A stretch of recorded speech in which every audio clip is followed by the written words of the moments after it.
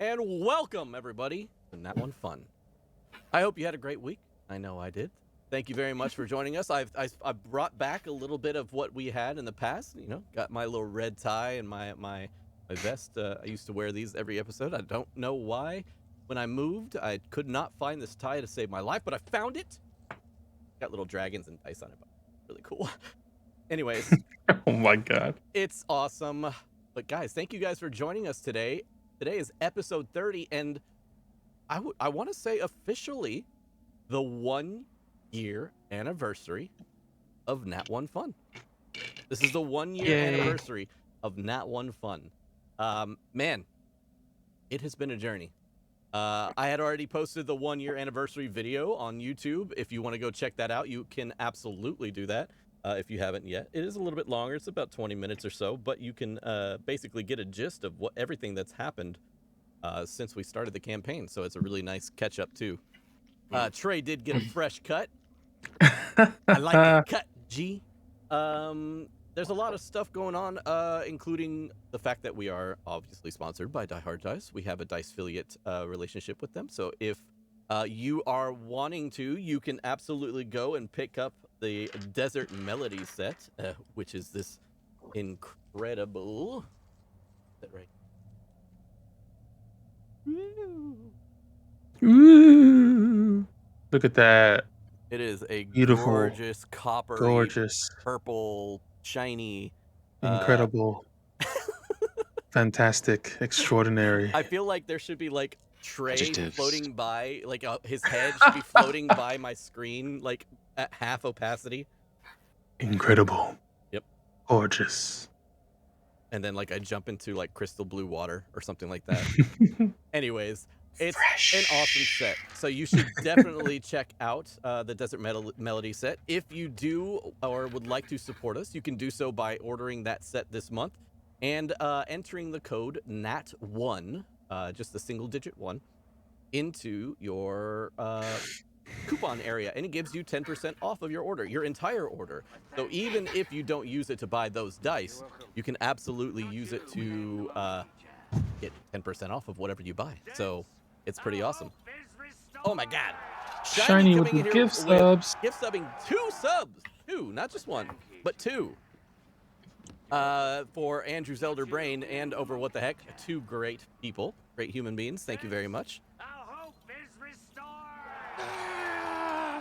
All right, so another thing I'd like to get to is we are going to be doing a dice giveaway today. It's been a little bit since we've done one, so I'd like to go ahead and pass it off to Ray. She said that she got them in, so. I have them right here in front of me in this little bag.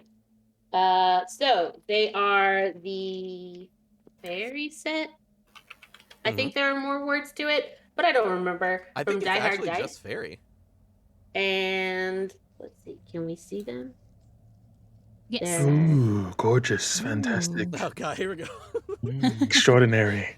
Trey, I'm gonna need shiny. I'm gonna need to get with you, and we're gonna make a video.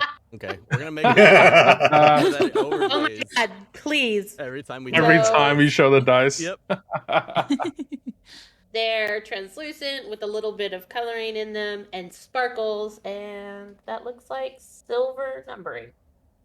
So they're really pretty, darling, and I don't want to give them away, but I will.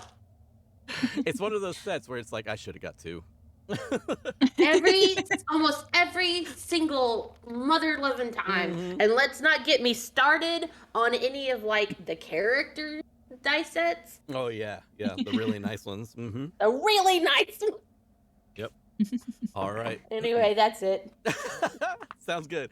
All right, so we'll be giving that away at the halftime show. If you guys are still around, stick around till then, and you can enter to win that. Make sure that you are subscribed to the channel before you enter in, and good luck to everybody. Let's see. I'd like to go ahead and talk about running Feywild, a campaign that I will be running probably closer to the start of the new year. I was thinking we might be able to do it early December, but it looks being like with the holidays popping in and everything like that, schedules kind of get a little wacky. So we might start it at the beginning of January and move on from there. But Running Feywild is going to be a kind of polar opposite, almost, no pun intended, from Winter's End and the Icewind Dale campaign. Icewind Dale being a more kind of like more in-depth, dramatic, and horror-like story. And then you have Running Feywild, which is going to be just kind of like off-the-wall comedic and kind of like Feywild-ish. Don't believe him. It's Fey. They're fucking horrible. They can be, absolutely. And so, don't believe him, guys. It's going to be more horrifying than ours by far. Yeah, exactly. So once I get my hands on them, at least it'll be crazy. So you'll see some more updates for that on all my social medias and especially Discord, where I kind of share like my whole life, so you can see everything on Discord. But yeah, other than that, that's pretty much it. We'll talk about future sponsors and things like that closer we get to, when we get there.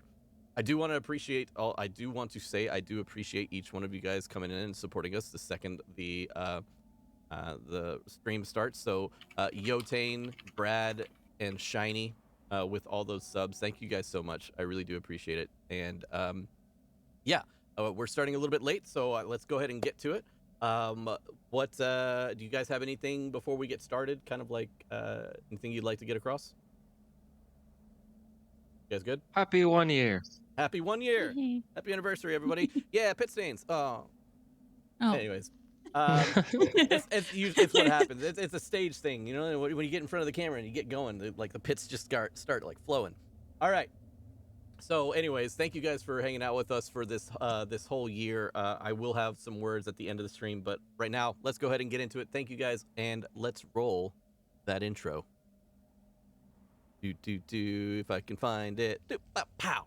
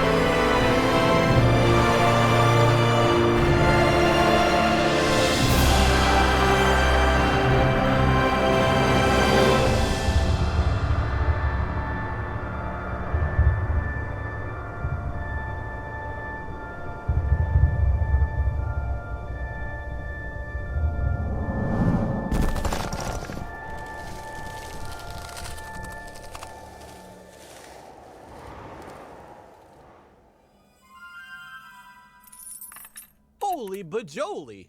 Anonymous cheerer coming in here with a 2,500-bit donation.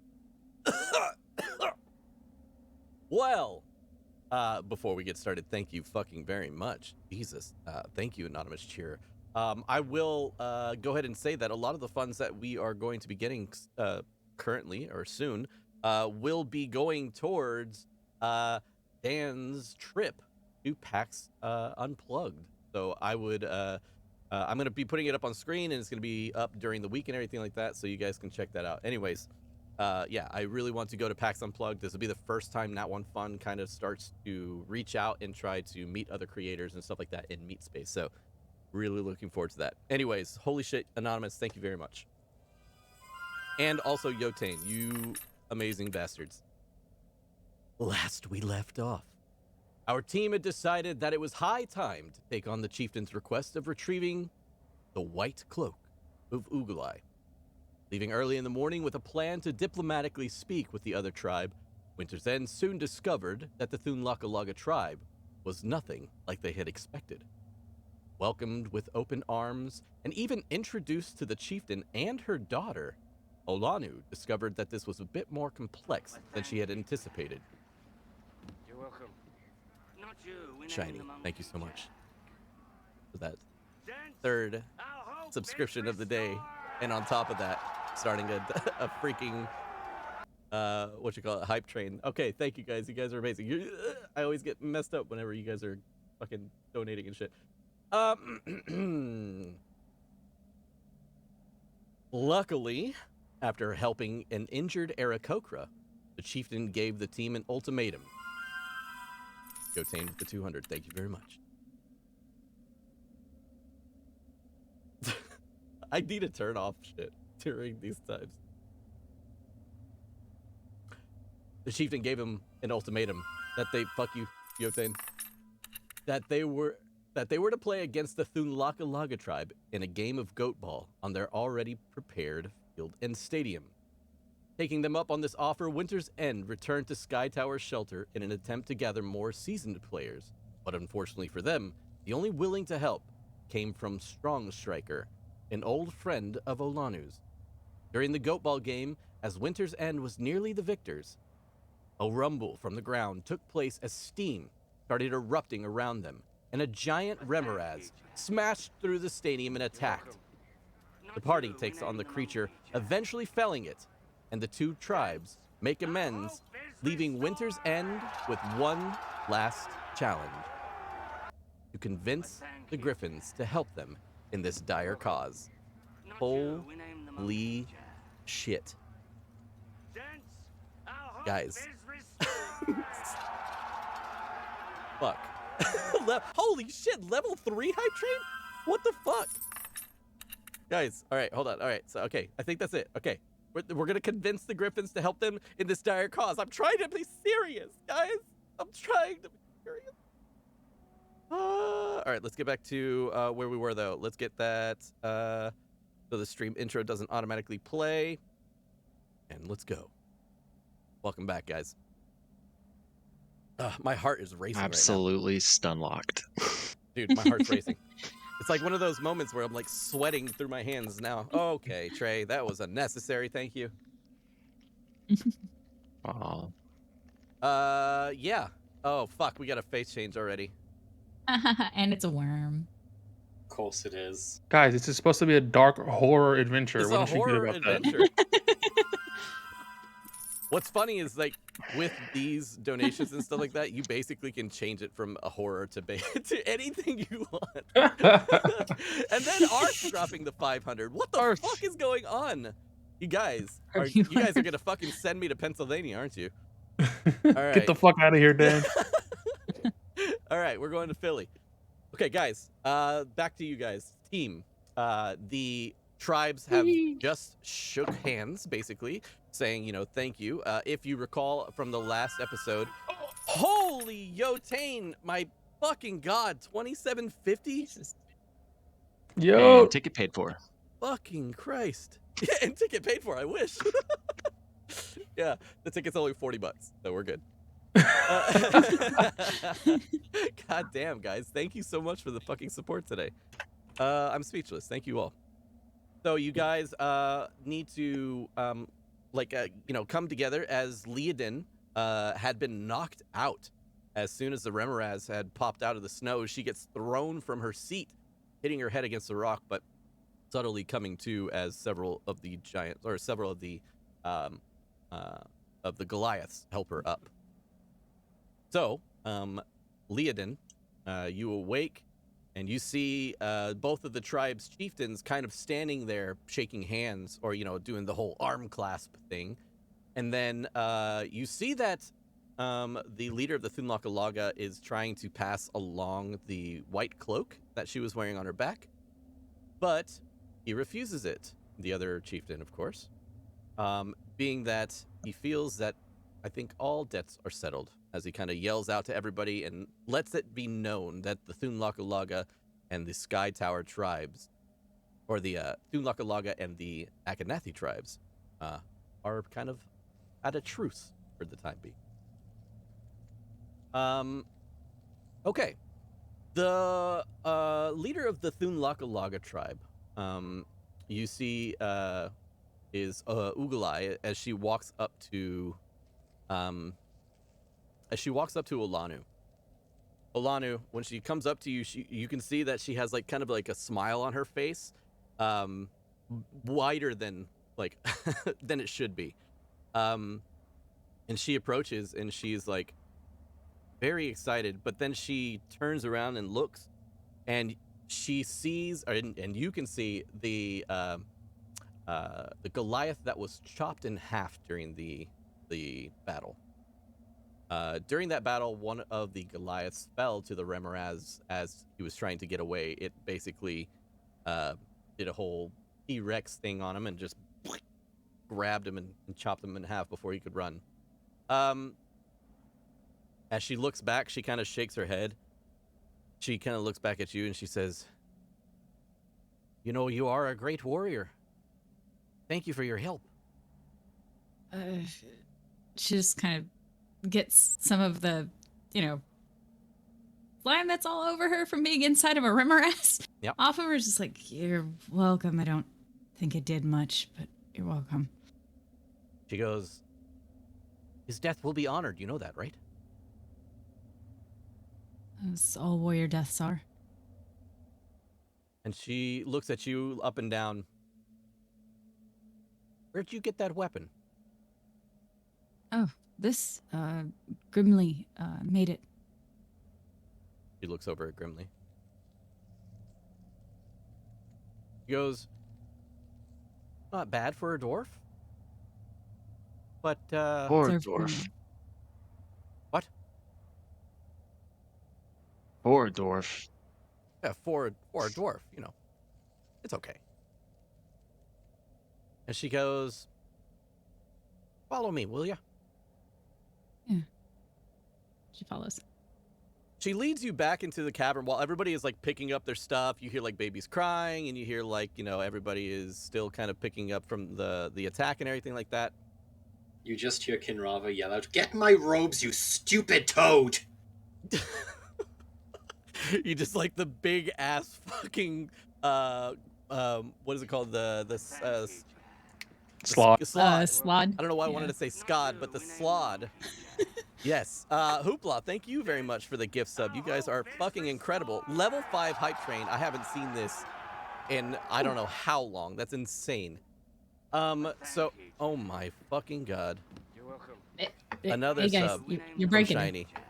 DJ. Guys, we're trying to get through this session. Okay. Goddammit. So, you Unlocking us. you see you see that the slod is like and just like creeps over to it, and like with one fingernail like picks up your robes and just like begrudgingly like walks over to you and just drops it in front of you. Yeah, she's just quickly changing behind one of those rocks. Yeah, he just crosses his arms and just like looks out towards everybody as he tries to like block you. Okay, so as you are walking inside Olanu, she takes you back to the central chamber that had the fireplace and stuff like that on it. And she makes her way over to the wall that had a weapon that was mounted over some bone-like structures. And I have to share my new puppy emote. And you walk over to it, and she kind of looks up towards it, and she goes, with what you were saying about ending the everlasting night, I had a little bit of time to think about it. And, I know it's not doing a lot of good here on the wall. And I figured, well, maybe you'll take care of it and do something better with it, huh? I'd be honored. Anonymous cheer with another fucking 500 bit.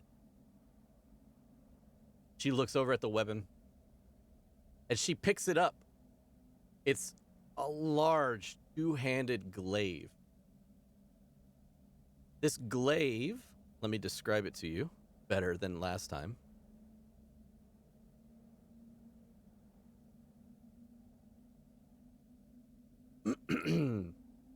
This glaive was once used by an adventurous barbarian who fell victim to a roaming band of frost giants. A 2-foot-long, elaborate blade caps the top of this ornate weapon. Giants' runes fill the hand grips as decorative streams of red cloth flow in the wind from its butt. The essence of the past wielders of this weapon empower the blade. She holds it in her hand. As on the wall, it was just not really doing anything. But as she picks it up off the wall, you notice like a white mist begins to just kind of emanate all from it. That's spectacular. The weapon kind of glows in her hand just a bit. Not like much at all, but it glows just so you can see it. And she takes it off the wall, and then she flourishes. Like that. Mm-hmm. And when she flourishes, you can see that a trail of frosty mist follows every move as the glaive is swung. And she does the cool, like, she flourishes it and then, like, stops the glaive, like, a centimeter from your face. And then smiles and grabs it and puts it back down next to her. And she goes, "Take care of it, will ya? It's, a family heirloom." I will. And she doesn't, like, ceremoniously give it to you or anything like that. She literally just, like, tosses it at you. Like, she kind of tosses. I get it. Give it a few swings. It's, like, lighter in your hands than your axe by, like, tenfold. That axe that you hold is made of, like, extremely strong steel, but it is dwarven made, and it is made for people to, like, fucking brute force their swing. This one, you feel like this is more of almost like a finesse type of swing that would... I love the face change to just Dan. Okay. You notice that when she swings it around and everything like that, you know, and she hands it to you, the lightness of the thing is extremely beneficial. You feel like you could swing it harder and faster because of the weight. But like I said, with that like red streamer behind it, you can see like the red stream and like the mist and everything like that follow with every swing. Awesome. Also, I just want to say one thing. Yes. You just gave a barbarian with sentinel a reach weapon. I know what I did. I'm so excited. I know what I did. Okay. Just make sure we're on the same page. Yep.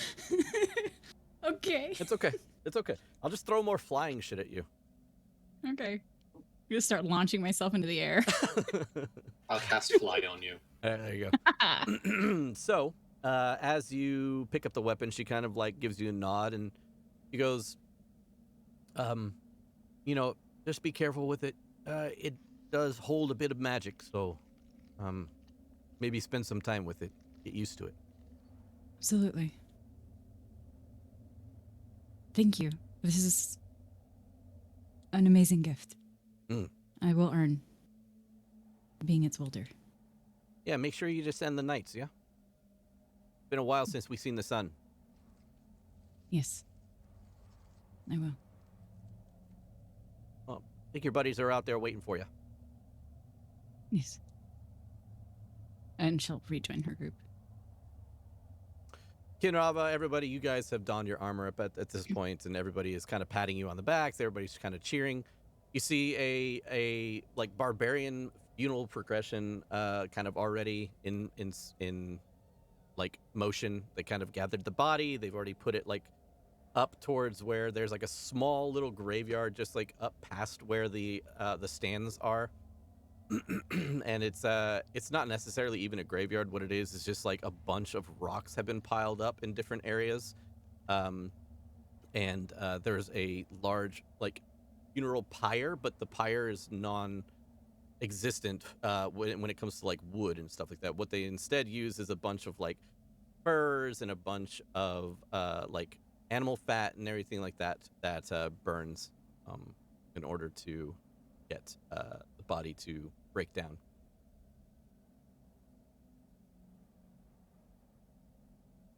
Anyways, the chief of the of the tribe of the Akhenathi tribe sees Olanu walking out with her new weapon and walks up and says, "Well then, what is your next step?"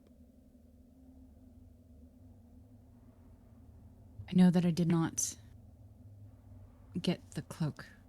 Is there another way that we might get the griffin's aid? He looks at you and he places his arm, like his whole hand, on your shoulder. And he goes, "I believe you have done enough to satisfy your deed." And he goes, "I believe it is high time you go speak with the griffins themselves. Or it is up to them to make the final decision." Okay. You might want to Shall take we your return? friends with you. You're going to need to Yes. convince them more along the lines of them more than us. Okay. She'll return to the group. We've been given permission to ask the griffins for aid.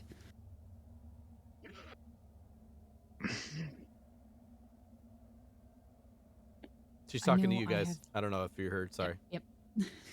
I know that I have the ability to commune with animals, but I believe, Trey, you also have the ability to do this. Abel. Abel. Who's Sorry, Trey? Yes, Abel. yeah, Abel. I do, Abel. Allie.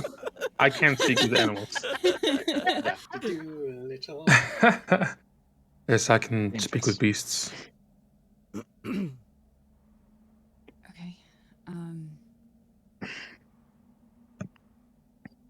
It might be useful for both of us to attempt this. Do you normally ride the griffins? No, they are revered hunters and considered part of our tribe, so they're not really horses or axe beaks. All right. Well, Don't Yeah, forget, just- we're also going to have to bring her. And she like points over towards Velany. She is like wrestling a book away from one of the Goliaths. She finally like gets it away and like, corrects herself and like walks back over to the party. What now? Thanks for We'll the go help back. back there. And she just like slowly turns to you. Really? Really. I'm gonna place my hand on Alania and Abel and split the heels.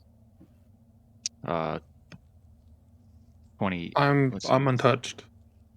You're untouched? Yeah, Okay, I didn't then get I'll touched just at all in that fight. pump 25 into Alania. Awesome, thank you. I think if anybody, it's Kinrava and Alana. Kin, yeah.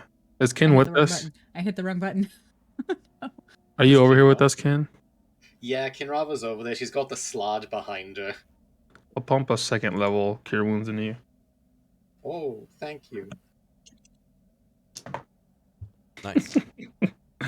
Oh, What'd you get? Like 3? 5 points of healing. There it is. That's still good. I'll take it. Oh, I should have rolled on OBS. That's all right. Okay, there we go. How about if we make our way back to your tribe? I could really use a rest, and then we deal with the whole griffin thing. I have a blessing that would help me convincing them, but it'll be gone by tonight, so I need to use it. Like, we need to do this now. Then, alright, we can go convince them, but I really do need a rest before we go anywhere else. Yeah. I mean, Yes, of as a course. reminder, you guys have taken 12 hours of the day to travel today. So this will be an additional 4 for 16 when you get back to your location. Of course. We can ask them for their aid, but not leave until tomorrow. Kinrava's just looking at the horrible burns covering her whole, like, hands, and she's like, please. Of course. You see that The odds still say yes. Well, they don't have any animosity towards me, so maybe. It's 50-50, maybe. You're probably going to have to leave your undead kobolds somewhere, Velony, else the griffins will probably just eat them. whatever it takes, I guess. I don't know if they'd eat that. She doesn't even look at you. She's actually kind of bent over and like currently inspecting the corpse of the Remoraz. And she is like bottling up what looks to be some of its ichor or whatever is inside of it.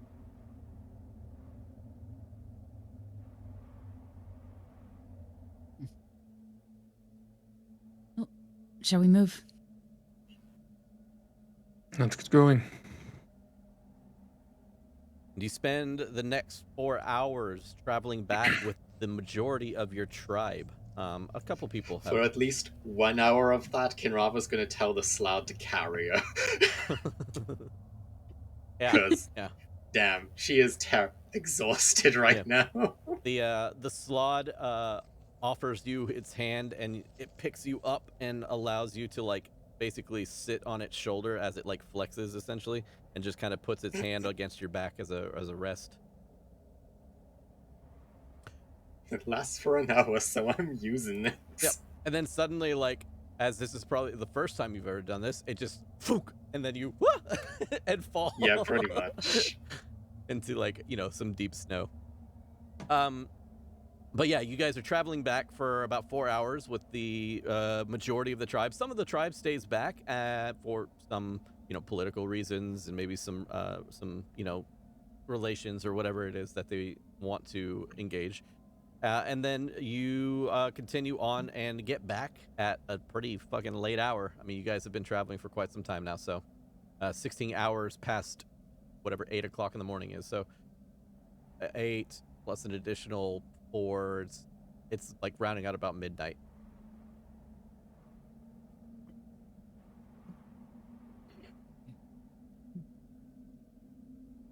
We all go talk to him.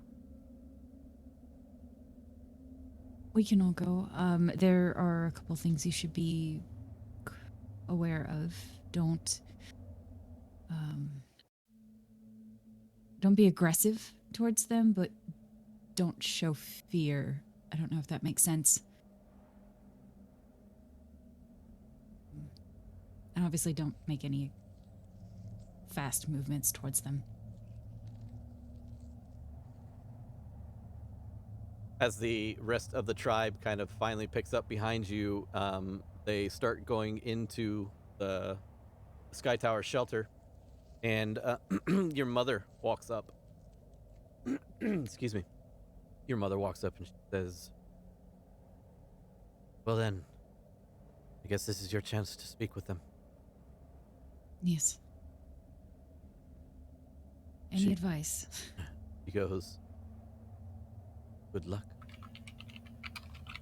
Thanks. Oh, and one more thing. Mm. While you were playing your games, she like looks up into the air and gives a sharp whistle.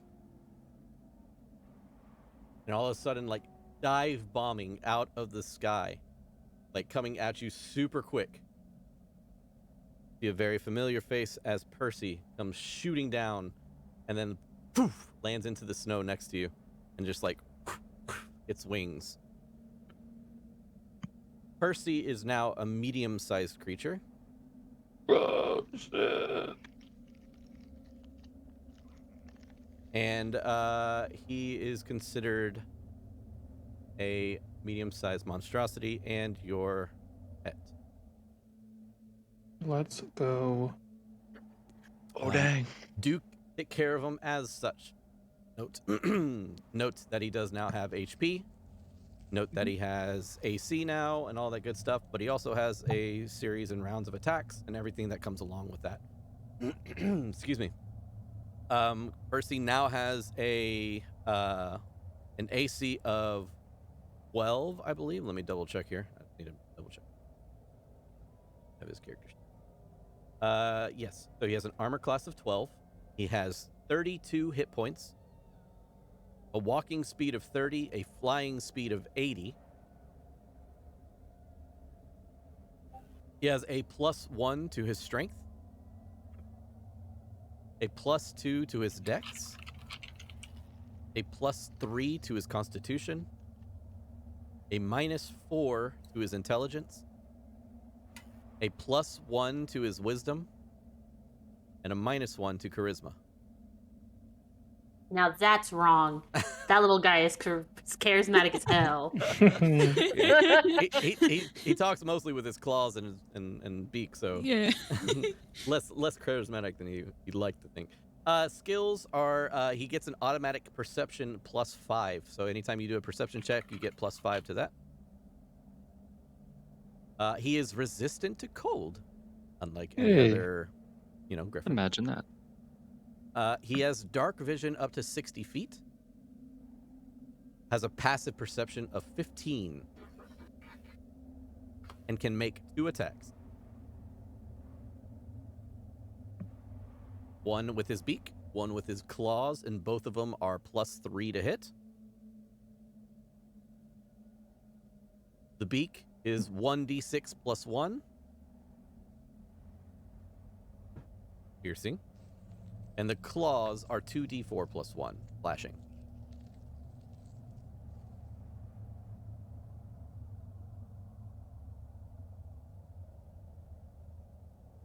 Good? Yes. Perfect. All right. Alanu's gonna kneel down to bring herself to his level and critch his head. Now, of course, he did not just like abnormally grow. He's been growing this whole time, but he's now considered a medium-sized creature. So we will kind of speak of him as such. So you reach down, and his wingspan is like a good 5 or 6 feet in length now. And he looks like if he wanted to, he could, but it'd be kind of uncomfortable to ride along your backpack or on your back. Anyways, you bend down, and he's raised about 3 feet, 4 feet off the ground. From the bottom of his feet all the way to the top of his head. And he kind of just leans into it and nuzzles you.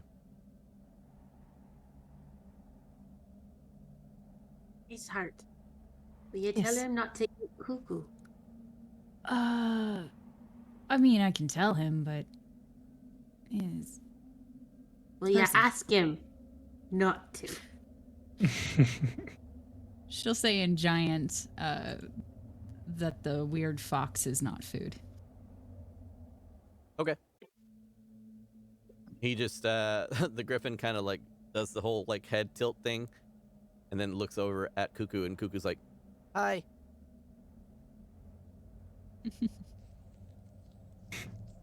He may or may not listen, but later I can speak with him the other way and try to convey that more clearly. Right. All right, so you see that your mother has prepared a group of griffins as you guys enter the caves and then walk out to where you kind of have to climb up to the second story and everything like that. And you go to where the griffin taming area is. You see that there has been a gathering of these griffins as your mother lets out yet another sharp whistle, but this time kind of in a melodic way. And so that they kind of understand what the whistle means. And you see all of them that were just kind of flying in the air, they all kind of jump and dive into the opening along that ledge and kind of line up and sit down.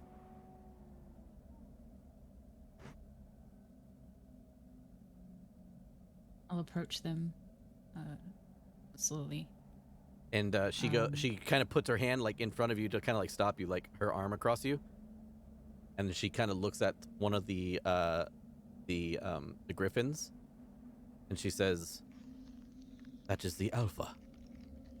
And she looks over, and you can see a griffin that has like a large crack in its beak along the top part of its beak. And it is not necessarily larger than the other ones, but it seems to be kind of pacing back and forth, unlike the other ones who are just sitting normally. Then eventually, of course, it sits down and just stares at you. I'll use my speak with animals. His name is Worldbreaker. Thank you.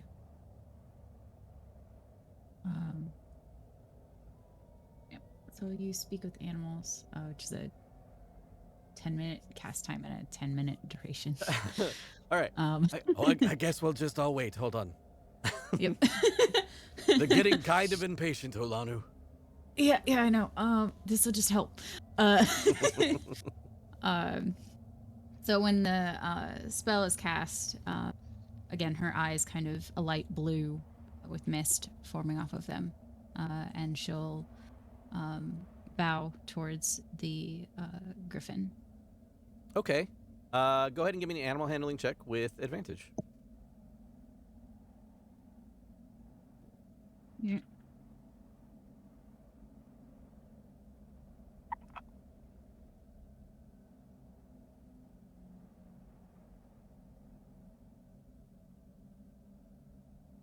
$20. 20. 30. What? 30? No, I said dirty 20. Oh, I thought you said 20. 30. It's not natural. All right, cool. Yeah, a spooky 20. All right, so you approach the thing after giving it a bow, and it just sternly looks at you. And it is currently, like, because it's sitting on its haunches, it is currently kind of just about as tall as you.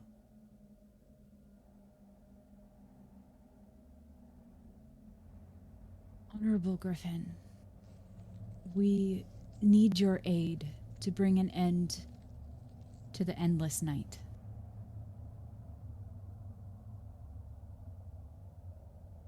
It kind of turns its head to listen.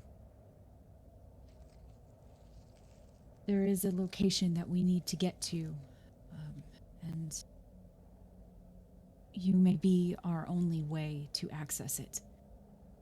I know that it is not normal for us to ride griffins, but if you would allow us this, you would be aiding us in our quest. It lets out like a loud shriek. Everybody else can hear this as a loud shriek, but it lets out a loud shriek, and it looks over towards your mother. And all you can hear in this weird griffin language, if you will, is the word trust.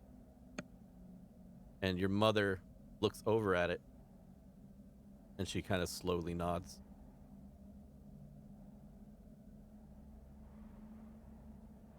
The creature looks back at you, and like with stoic eyes,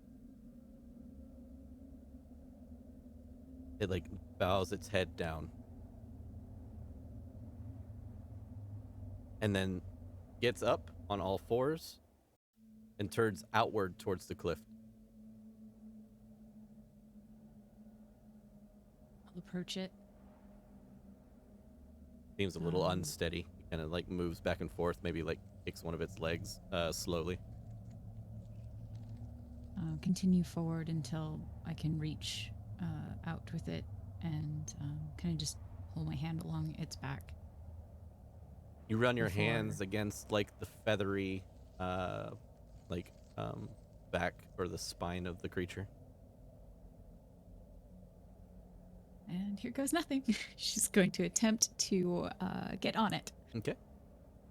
You jump on its back by like kind of grabbing a hold of a bit of feathers to kind of give you a bit of like leverage, and you grab the hold and jump on its back, and it fucking takes off whoosh, from the cliff and starts to nosedive.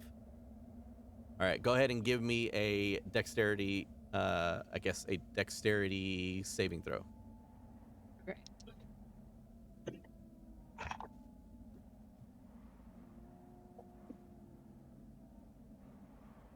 Wait, is that right? 26. 26? Oh wait, not strength. It's dex. Sorry. I was using my strength. Okay. 22. 22. Okay, still good though. All right, so the creature takes off from the ledge, and you're immediately taken into a nosedive. You hold on to as many feathers as you possibly can. The snow is coming into your face, like it's smashing into your face, and it almost pelts you like pebbles, like small pebbles, hitting you at the speed.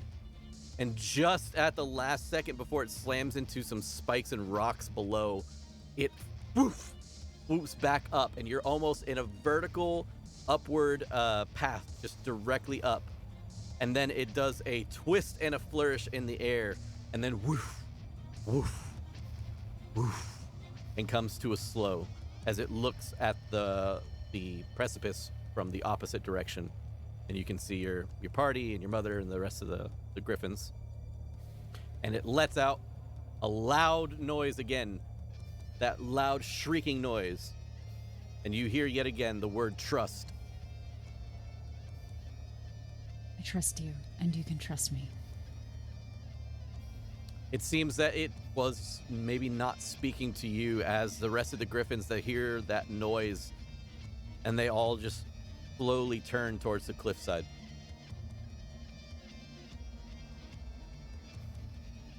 I will make a full courtly bow to one of them,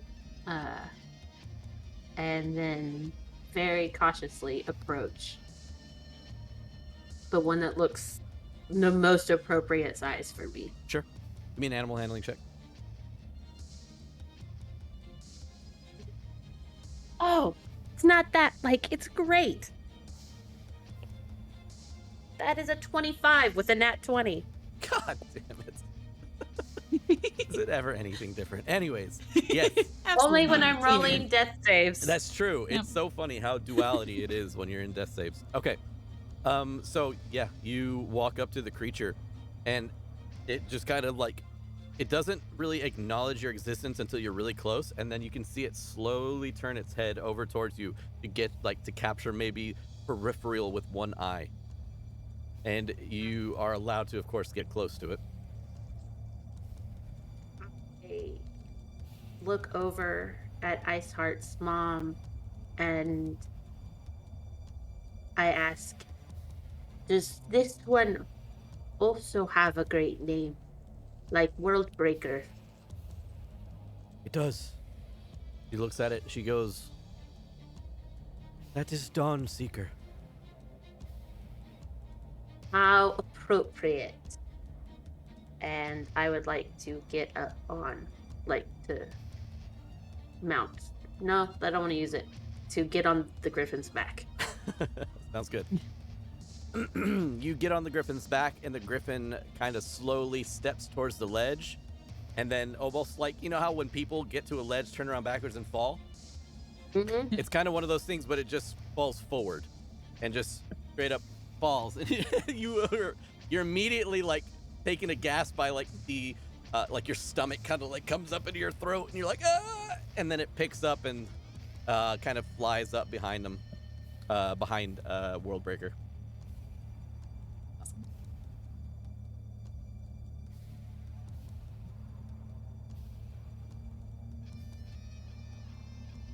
I'm going to yell back.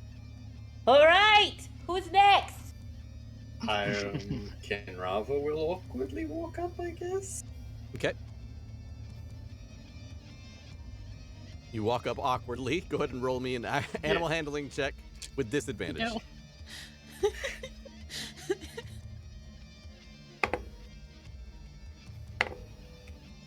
That is... Let me check animal handling. That was really good rolls. Holy shit. Okay.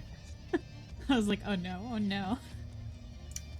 That is 21 with a 19, and that's What? only with disadvantage. What the That was a hell? nat 20 on its own.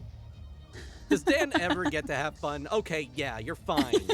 No, I'm just playing. I'm playing. Just wait for my turn. just wait for it. Exactly. Wait for the ranger's turn. Yep. Oh, the dwarf. Okay. So you approach, and it seems to be fine. It doesn't jump at the sight of you. It doesn't do anything. It doesn't. It just seems kind of like ready and willing. It already has like its front claws, like kind of ticking away at the cliff's edge. Yes, since she's kind of used to very dangerous animals having to be Oh, yeah. used, she's going to just sort of reach out but not show any sort of like fear when she's reaching out towards it, and make sure that she at the very least appears full of confidence before turning back and saying, I suppose I should also ask for this one's name. He looks over. Crag Hopper. That's a really stupid name, but thank you. When you say that's a really stupid name, Oh no. she looks very upset at you.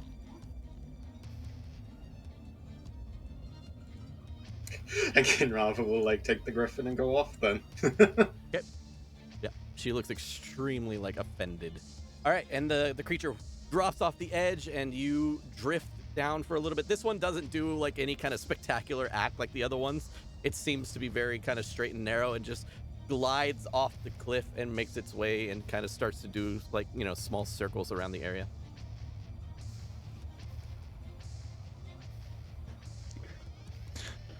I just look down at Grimly. You or me? I don't think I can get on that thing. You should go first.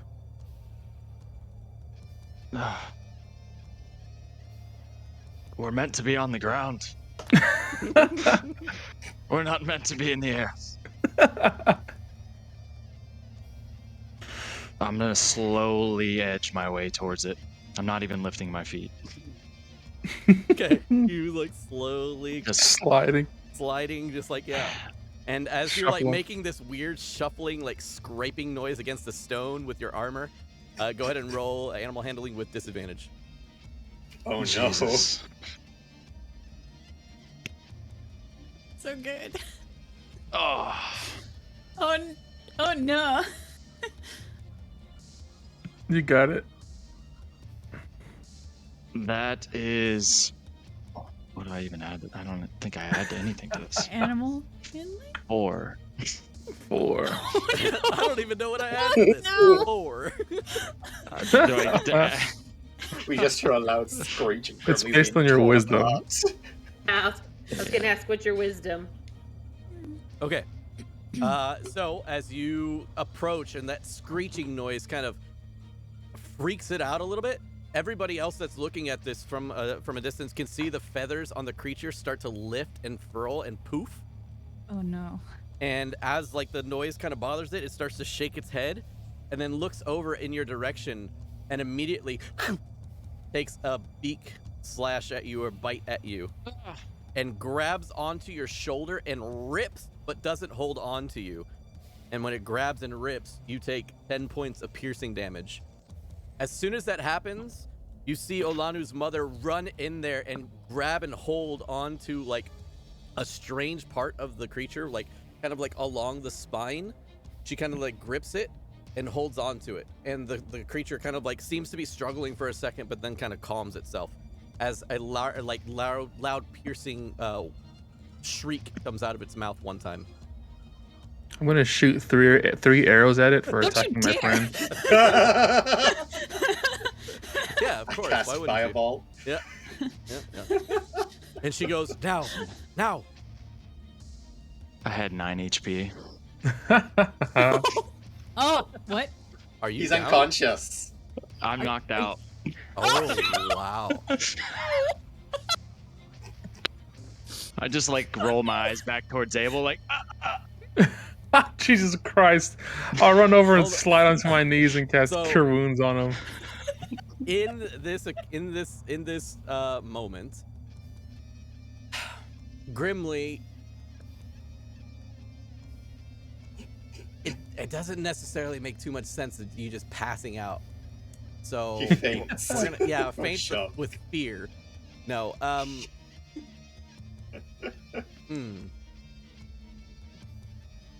Grimly, we'll say that it instead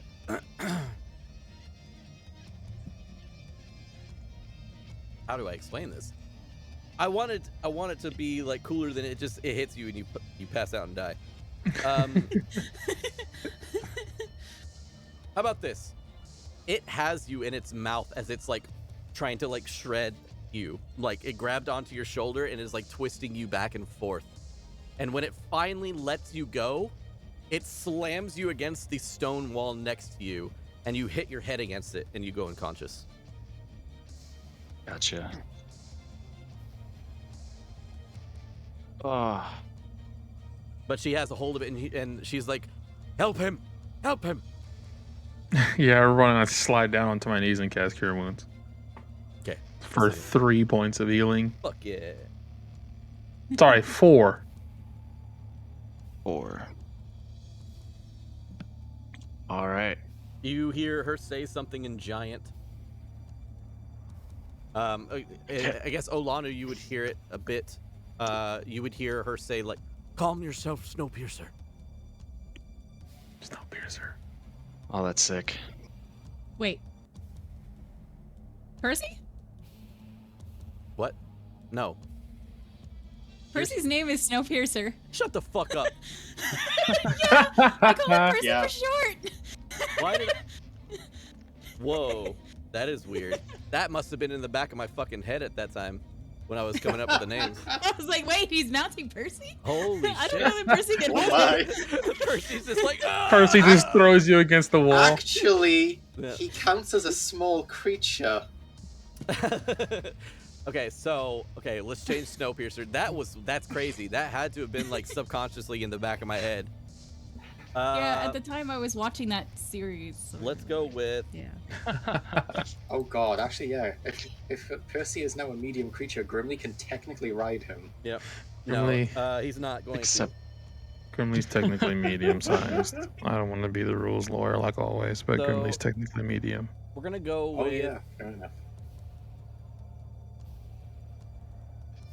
Wait, dwarves are medium in 5e? What do you mean? He is 5 foot tall. He's a Oh, tall yeah. dwarf. Fair point. Let's Tall go with boy. chat. Chat, how about this? Chat comes up with a name. You guys come up with a name for this griffin. Use the same kind of colloquial stuff that I was using. Stuff like World Breaker, Dawn Seeker, Crag Hopper. Come up with one. However you like. Anyways, she kind of looks at you and she's like, now's your time. Get on. Get up. Don't show fear.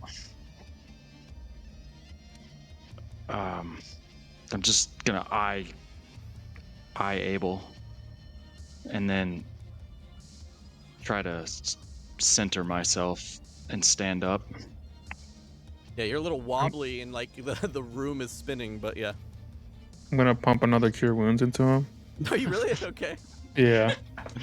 God damn it. 3.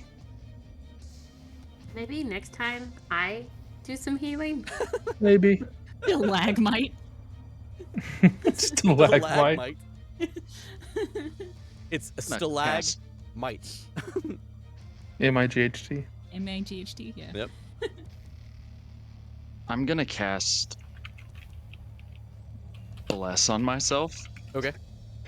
and it's basically, it's not just Yellow casting feather. Bless. Ball feather. I'm going to say a prayer to center myself, Fire. Okay.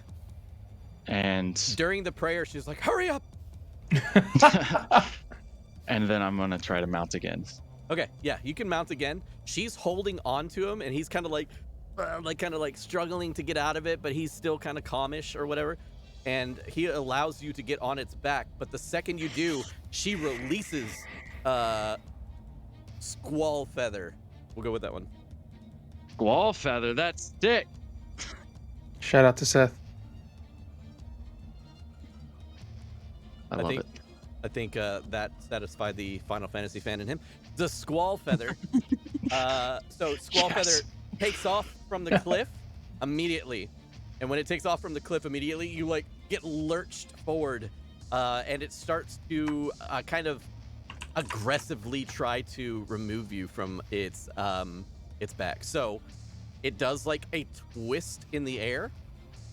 Go ahead and give me a dexterity saving throw.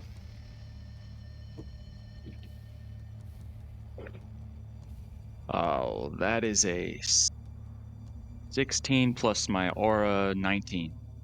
Very nice. All right. So the creature does a spin in the air and even kind of starts to dive downward as it tries to spin. And it comes up in a spin. And finally, it releases its wings, causing it to stop spinning. And when it does, finally, Grimly, you are tightly wrapped around the creature's neck, kind of like muscles bulging and holding onto it. And the creature, you can hear, is trying to like caw and screech, but because your grip is so tight, it kind of causes it to like be a little tense with all of its calls and stuff like that. And then finally, it realizes who is in charge here, and it steadies itself and slowly begins to fall into place with the rest of them. Give it a nice pat, like it's all right. My heart is pounding.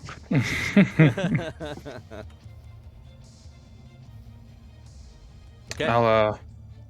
I'll look at Sky Dreamer. Is that right? Is that your mother's name? Oh, mom's name?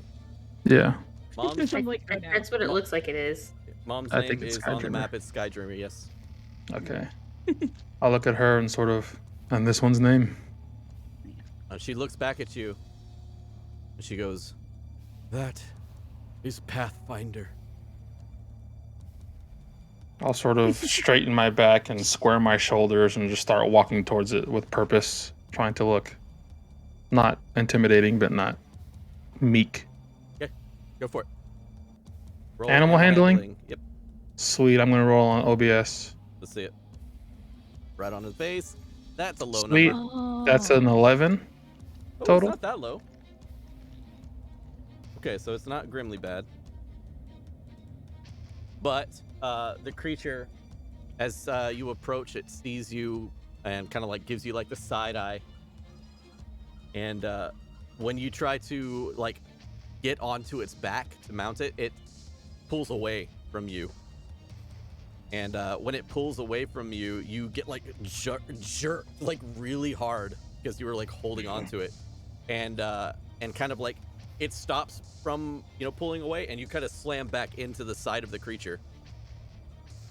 But you have a hold of it. Sweet. I'm gonna mount this thing while I'm just thinking in my head, another big bird for me to conquer. I'm just kidding. I don't think. Abel, you mount the creature, and the creature turns around from the cliff's edge and starts walking into the cave. Sweet. And as it starts walking into the cave, you're like trying to like get it to turn, like move it to the side and everything like that. And suddenly the creature hops like once into the air, like about 2 feet into the air, and then immediately rips its head back behind the way they were turned and starts charging out towards the edge of the cliff, and then jumps woof forward. Sweet. Super fast. If you could hear Abel, he'd be going, just holding on so tight. Yeah, definitely a butthole pucker moment as you jump off the cliff into the night sky.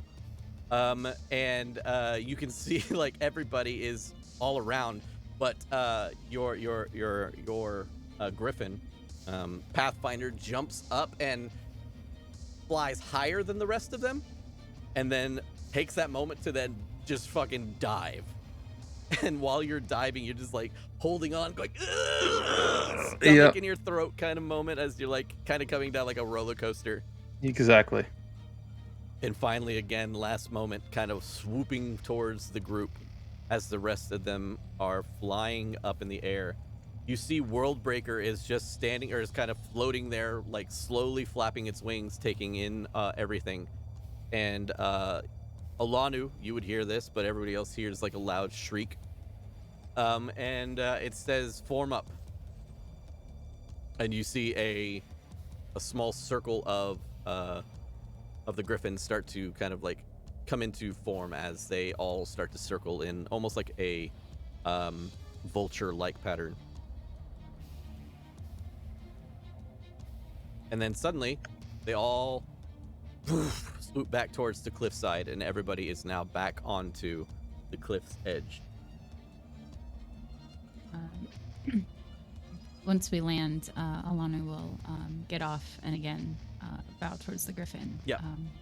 Those Thank who you. did not do well on their animal handling checks, when you get back to the ledge, I guess it would be Abel and Grimly.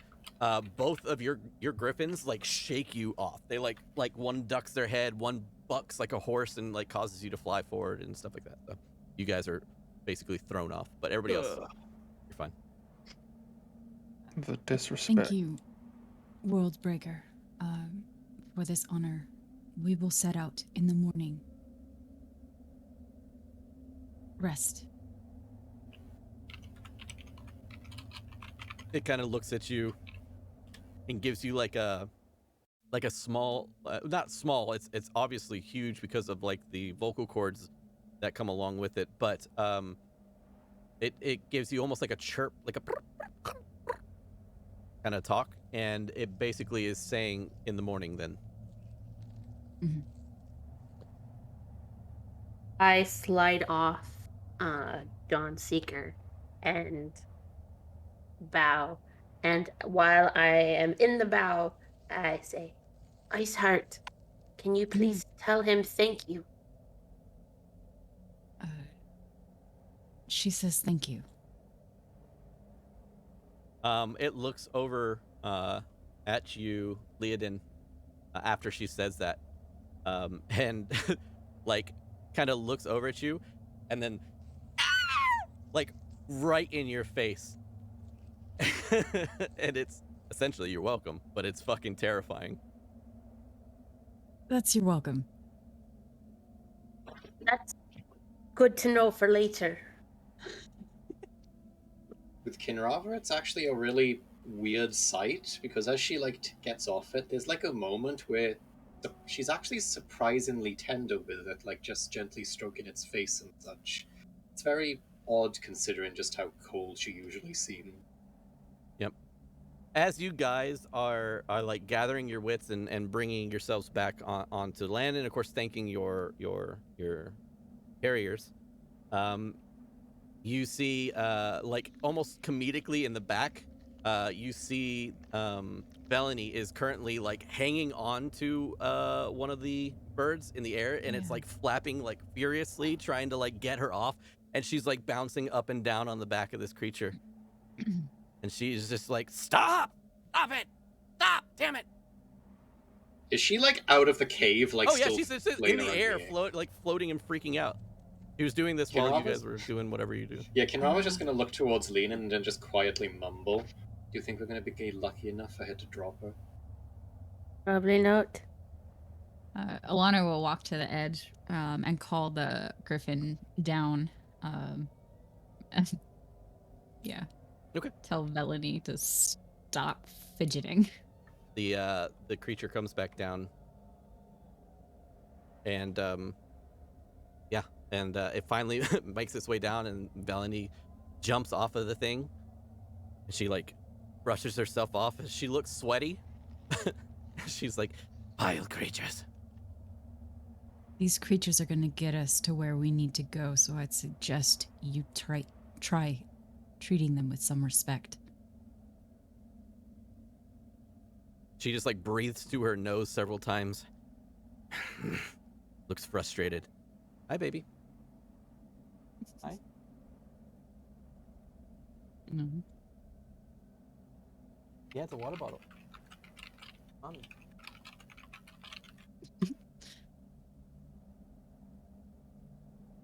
Okay.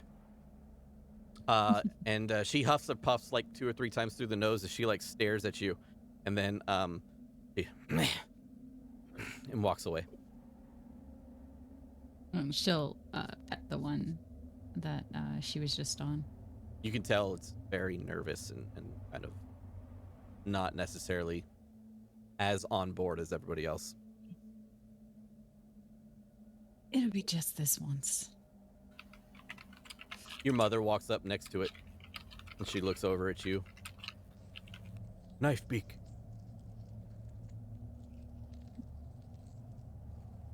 Knife beak. Be patient with her. Or, drop her. Yeah, that's not an option yet. Maybe later. Okay. Right. You guys have gathered the Goliaths, griffins, and you are free to sleep for the night. You are free to do whatever you'd like, for the remainder of the night. It is past midnight, so everybody that has returned has already found sleep. The only people awake are your mother and a few of the guards, but other than that, everybody has already made their way to their chambers. Would like to attune to my new weapon. You can attune to your new weapon. It is a glaive. It does 1d10 slashing, but it is a +1 glaive. Fuck my gift, I guess. But just throw it off the mountain. Yeah, fuck it, right? But it does have a magical ability. So not only is it a +1 to your attack and damage rolls, additionally, as a bonus action, the user can call upon Winter's Lament's previous owners for assistance, causing the weapon to glow as ghastly images of mighty warriors in winter furs emerge around the user to assault nearby targets. An enemy creature within 5 feet of the original target must make a DC 15 Constitution saving throw or take 2d8 +2 force damage as the spirits rip through them. This feature can only be used once per long rest. You send that to me? No. If you didn't get it, you don't have it. I'll put it in chat. Man, that sucks for us. I'll put it in chat, and I'll also put it in Discord. Awesome. Thanks so much. I am going to look at Sky Dreamer and say, so, do you know if griffins like music? They don't complain when we play drums. Whoa, my camera Good just to shut off. know. The hell? Go ahead, keep going, sorry.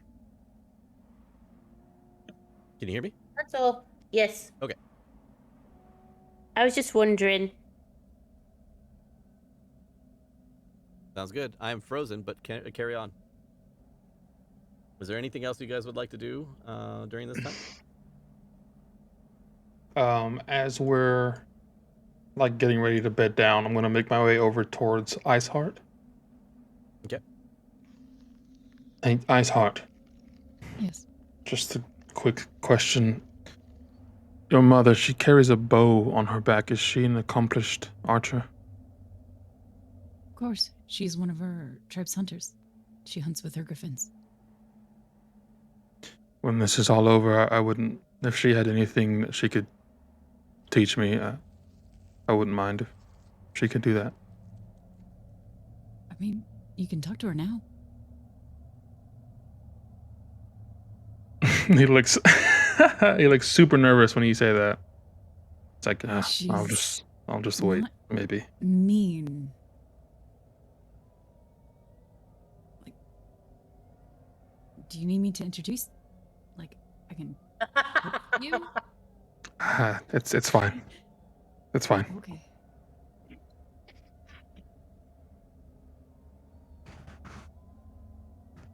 Just kind of looks and kind of chuckles. Like, she's lived around her mother her entire life and is not intimidated by her at all, so it's just kind of weird.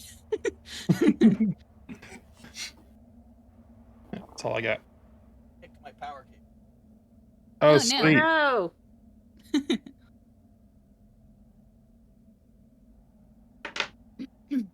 Kinrava is just a little bit busy opening up her own little spell book off to the side. But what she's actually like sketching right now rather than actually writing.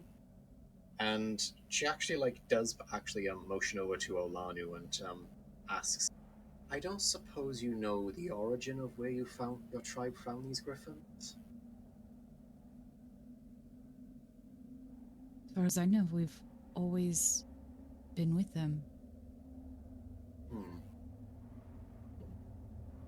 Alright then. It reminds me of a creature we used to have back in the Underdark. Interesting. What type of creature? It was known as a deep crow. Some drow used to use them as mounts and hunting companions. Totally forgot about deep crows. She turns her spellbook around so you can actually see the thing that she's drawing, and it's essentially looks like this. Hold on, I'll put it in. Oh body god, chat. it's terrifying. It's horrible. Oh. It looks like That is wicked. Yeah. Oh god, it's the worst thing I've ever seen. Oh. You can see how that would remind someone of a griffin. Yeah, minus that face. If you guys know, don't but- know what a deep crow is, I will give me 1 second. It's just the scariest thing ever. Yeah, just This a is bird with what face of a Kinrava beetle. was reminded of.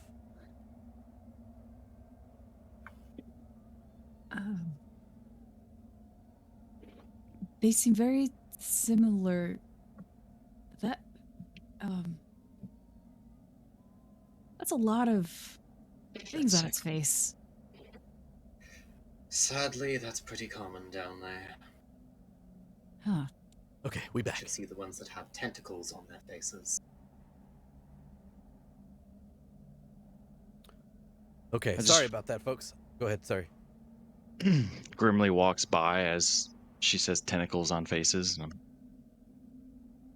I just keep going. Sure.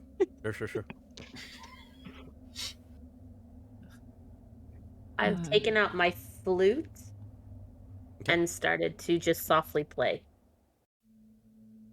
Are you playing in the bunks where the beds are, or where are you playing it? Actually, I'd like to be here-ish. Oh, I'm not even looking at the map. Where at? Just at the opening of where we fell off the cliff, Oh, so and where the just sit griffins there are? and just sit there and play for the griffins for a few minutes. They all attack you. They That's hate probably that. what happens. They all just claw your face in. All right, awesome. Anybody else Blue doing sounds anything like for the a night? knowing bird. Okay. Well then, as the night comes to a close, you guys are able to get a full night's rest, so you can restore your hit points. If you have any points of exhaustion, you can actually remove them due to your location, and your spell slots are restored. Yeah. Woohoo! All right, so No terrifying nightmares or no visions terrifying of nightmares or visions. of doom and Yay! death. No, Cool. I will say, if anything, Olanu, again, you had a spiritual, guidance-based dream. Other than that, it's kind of like your normal, enigmatic, I have no idea what the fuck this is supposed to mean right now kind of dream.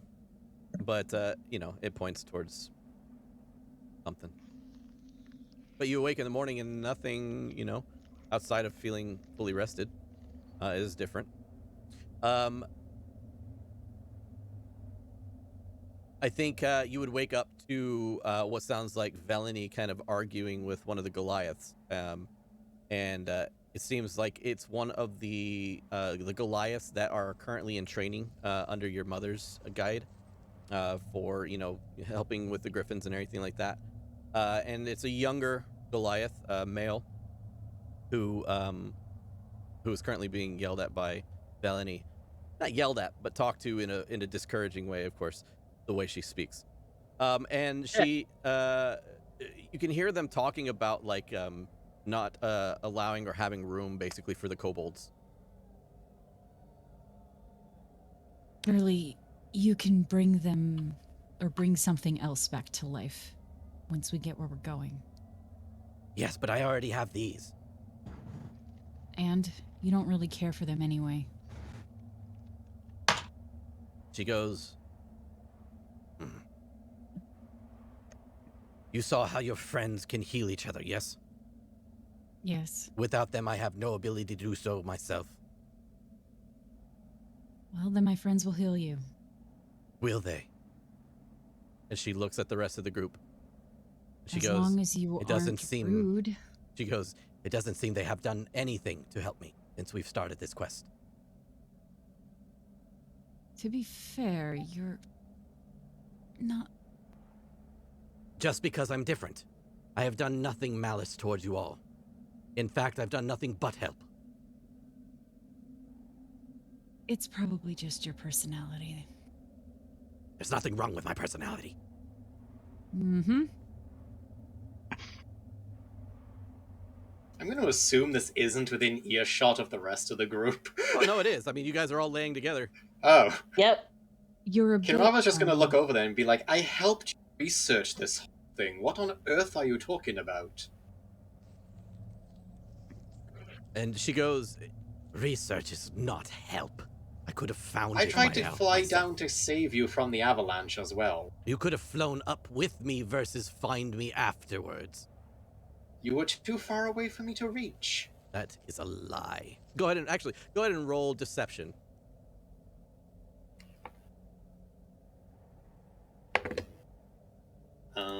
That is a... What's my deception? Oh, yeah, it's a 22. Yep. She looks at you and she goes, Even if you were too far away, you have magic beyond my means. You could have cast it on both of us. I'd need to touch you to cast it, though. Do you need to touch an invisible character? Or do you, You need actually not do need invisible, to touch some... fly? Yeah, you need I'm to actually, stupid. like, physically touch I'm them over here towards thinking them that we're talking fly. about invisibility. Yes, you're right. Okay. And she goes, Either way. And she looks at Grimly and she's like, The dwarf literally poofed away from me. Look, I'm not here That to speak I of will- anything else. They will not allow the creatures to go with me. That is fine. But don't expect me to be happy about it. I Fair wasn't. enough.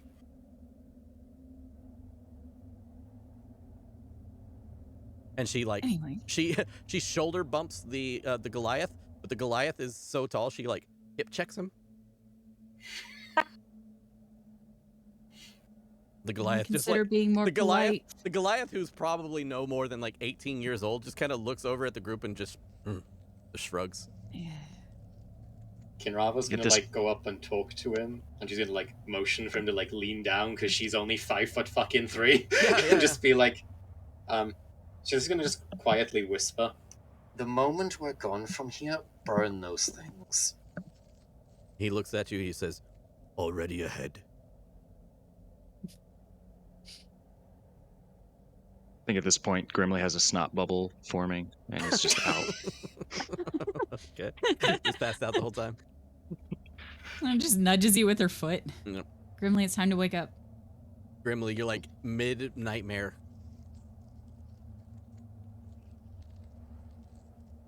It's morning already. We did have quite a late night. Yeah, you All can right. already see that everybody's up and moving and going. It's probably like, I don't know, 10 o'clock. It's a late morning for you guys. We should eat and get going. Okay, so I need you guys to all spend a ration. I feed Cuckoo.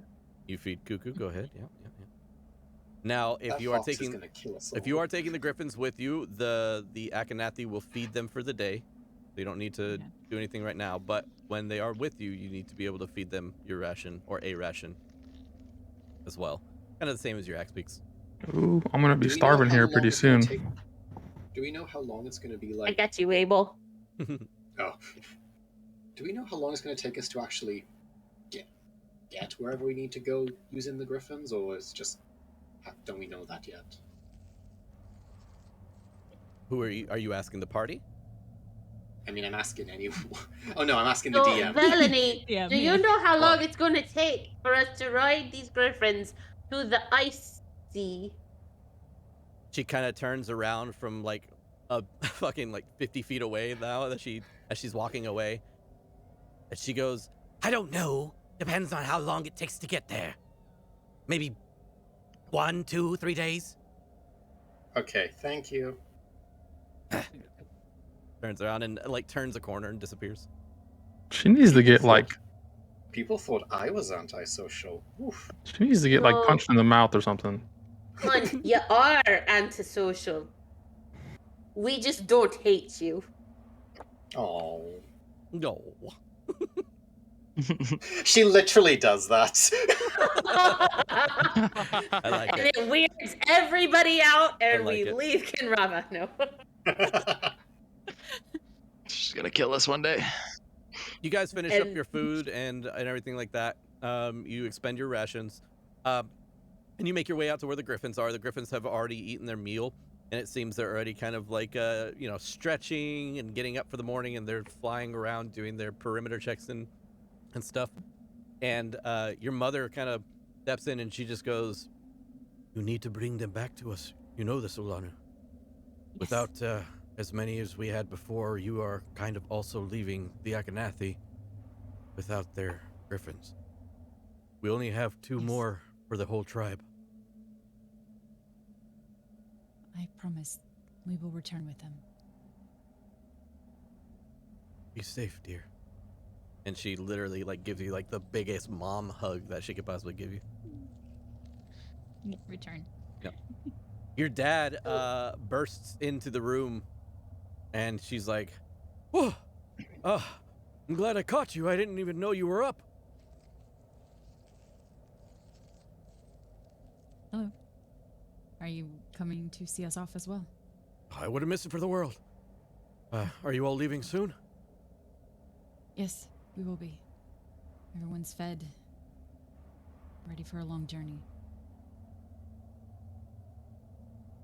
Okay. He just kind of nods. Do me a favor. Don't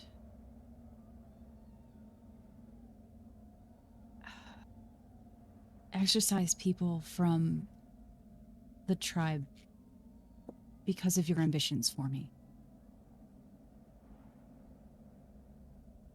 Or ostracize. That's the word I was trying to say. Yep. He's like, well, wasn't expecting that. Well, it's not fair. He kind of just like, nods his head, and he's like, maybe you'll understand one day.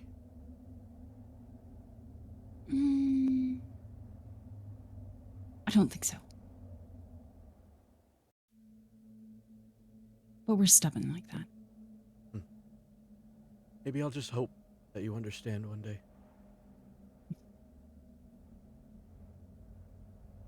She gives him a hug. You give him a hug, and he gives you like a noogie. Meh. he messes up your hair and your braids. Ugh, God, it takes so long to get this. Like, come on. And he starts braiding your hair, and he's like, I've been doing it since you were a kid. Fair. Just so much harder when we can't see what you're doing. All right. You have a long trek ahead of you guys. He looks up over at the group, and he's like, you take care of her, yeah? Nice meeting Yeah. you all. Nice to meet you as well. We'll bring her back in one piece. I'll accept 2 as well.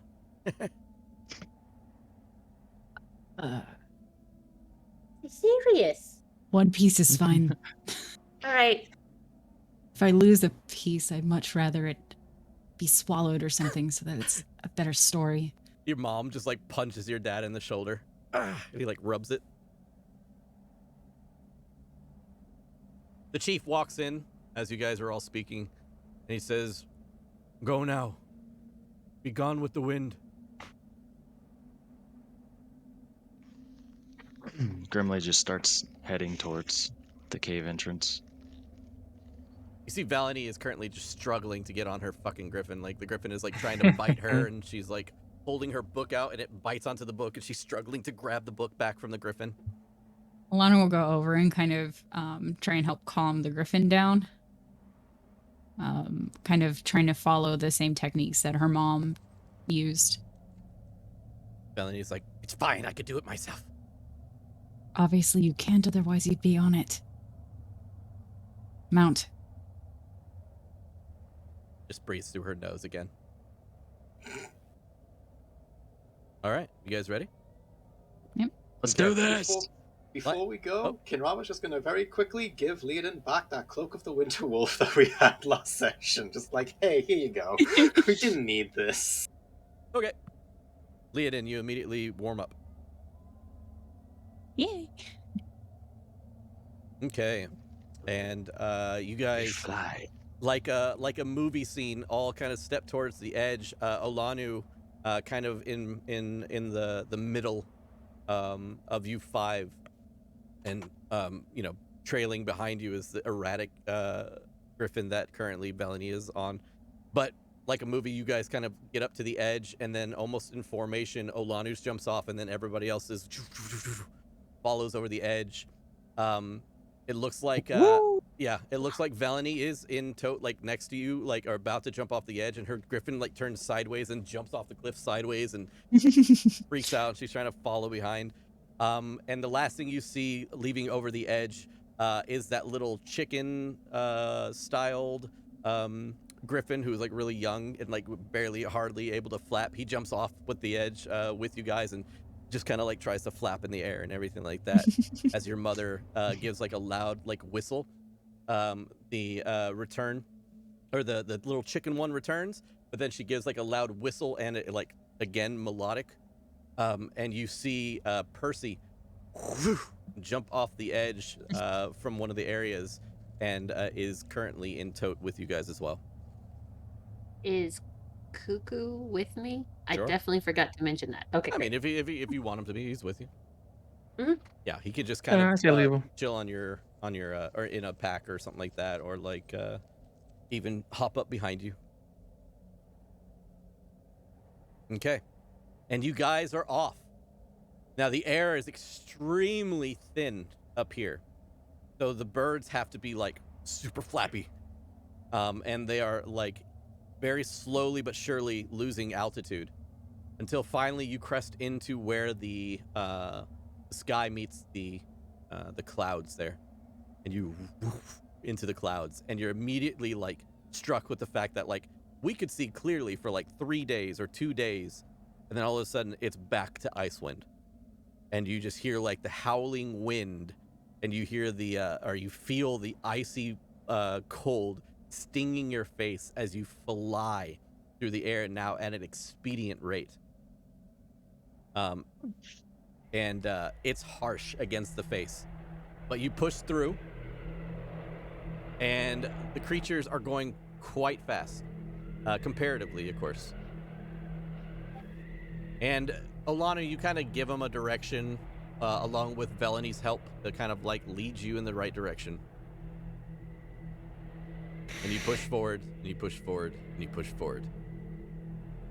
What took you guys about 2.5, 3 days to journey, especially with Olanu's traits and everything like that, to Skytower,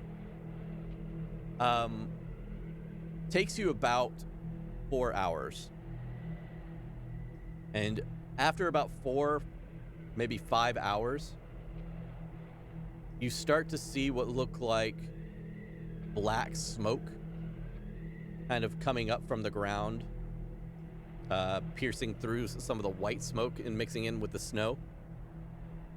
and you note that you are flying over the charred remains of 10 towns.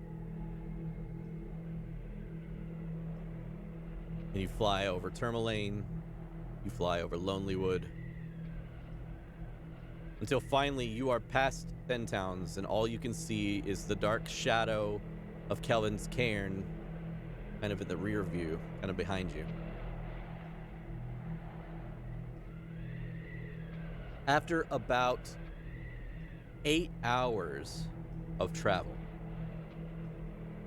the griffons start to lose their ability to continue flying in this weather, and they are tired.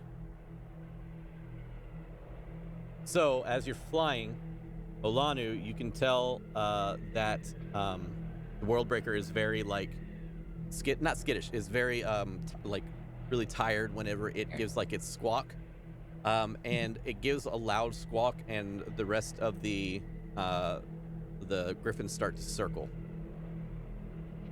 Trying to find a place to land. Yeah, I mean, you can clearly just go straight down. Okay. And you are led to basically a open tundra. You look left, you look right, you look behind you, and there is nothing but dunes of snow. You can't even see like the mountaintops that you're used to. You can't see like the towns that you're used to. It's like you're in the middle of the tundra. And being that it's always dark, all that you see are barely glints of stars every once in a while through the dust and snow and everything that's being kicked up. And you land down, and when you land down, because of your distance that you covered, you start to see, cresting over a large portion to your northwest of the sky, a dark figure that starts off a little bit smaller, but gets larger and larger and larger and larger, blacking out almost the entirety of like the western side stars. And you can see like a flapping motion from its sides. And in tote, behind the creature that is blacking out this area, the aurora follows in tail, almost as if painting the sky. Interesting. Wicked. It flies over top of you, far off, super high in the sky, completely indistinguishable other than a large black shadow covering the stars. And again, in tote, the aurora follows until it disappears for about an hour and then returns over top. And the aurora covers the entire area.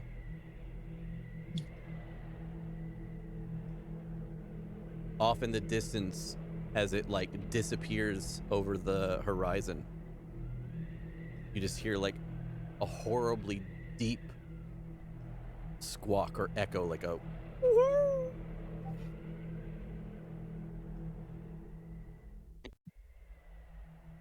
Did you all see that? Yeah. Oh, I thought that was going crazy. Never noticed that before. Guess after a while you just stop paying it any attention. I don't think many others have also come this far out from the 1010. True. You think that creature has anything to do with the night? If Quite it possibly. does, then that means we should most certainly avoid it if possible. Or kill it. I'm sure at some point that'll be our only option. Maybe not while we have creatures that it can kill to knock us out of the sky, though. Yes. For now, it should probably be avoided. You know, I was going to start working to set up the hut. Yep. The griffins are all kind of gathered around in a huddle to gather warmth, and they kind of dig themselves into the snow until like only like the backs of their spine, lengthwise, is visible above the snow in their heads. So I imagine the snow is pretty deep here. Yeah, it's probably close to like around where your waist is, a little bit Jeez. lower than your waist. It's Okay, just I'm gonna completely untouched tundra. I'm just gonna trudge up to the top of a dune if I can, just so I just want to look around, keep my eyes open. Yep.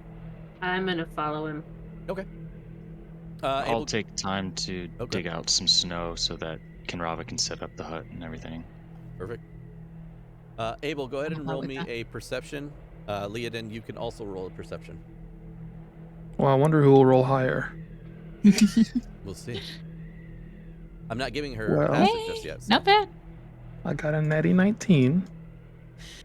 So how's a 28? I don't know. See, There you I go. only got a natty 17, so I got a 24. I thought she was gonna be like, I only got a natty 17, so it's only a 38. Yes, But that's what I said. I also have dark vision though. Well, dark vision doesn't help too much. I know. I'm just trying to one up Leodin. Yeah. Yep. Okay. I got you.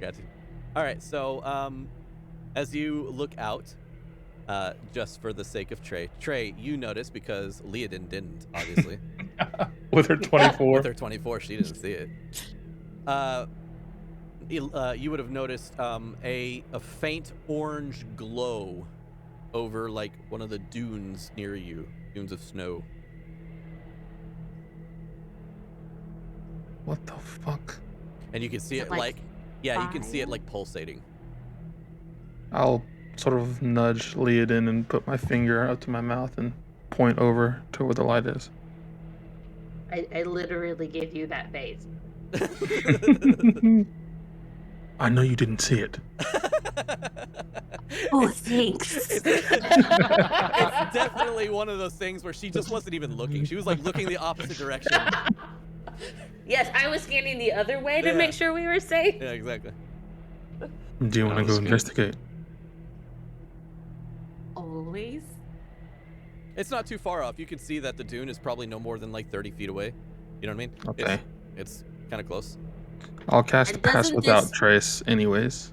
Winter cloak give me Advantage. advantage On stealth the checks snow. in on the that snow. stuff? As long as you're in the snow. And I would think that Sweet. waist deep, untouched snow is probably the best you can get when it comes to that. So, So as I cast Pass Without Trace, we leave no tracks in the snow. So the snow is filling in as we're moving so that we leave no tracks behind us. excellent. You, And then I'll just get low. And Yeah. Motion for her to follow. You push through the snow magically reforming right behind you as you go. Leodin, your cloak kind of adding to the benefit, kind of like because it's closing back behind you, your cloak is kind of just sliding atop of it. You know what I mean? So it's like sliding on top of the formed snow back behind you. Anyways, Abel, as you close in on like this hump of snow that has the orange glow behind it, you see just to your left a bit of movement underneath the snow. And suddenly, out of the snow next to you, a small, tiny creature pops up about halfway out of the snow. Its white mask vibrating back and forth very quickly. I fucking hate these things. God damn it. It twists its head and like the head is just vibrating. You hear it, it's like Oh, I wish we understood you. and it I'm like tired of these things. it takes its hand and like points out over the hill and like kind of does like it's like its hand is kind of like shaking up over the hill. Are you cold? It just like looks over at you, its head is like shaking and just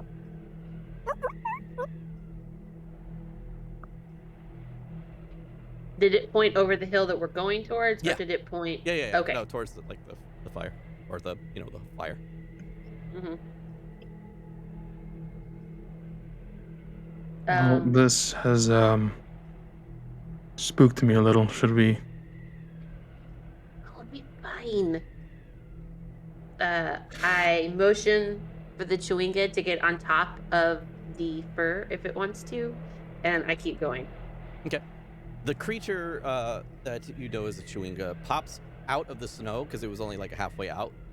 And when it does, you see it looks very like skinny and like emaciated, very small and skinny, emaciated look. And leads you it starts just walking on top of the snow. Like without your cloak or anything like that. It just starts walking on top of the snow.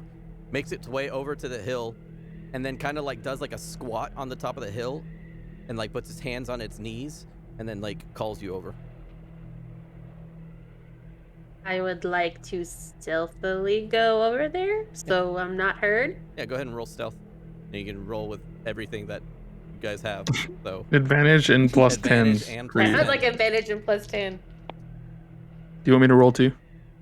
Are you trying to sneak up there? Oh yeah. Yeah. 19 plus numbers. Got 26. What'd you get, lead in?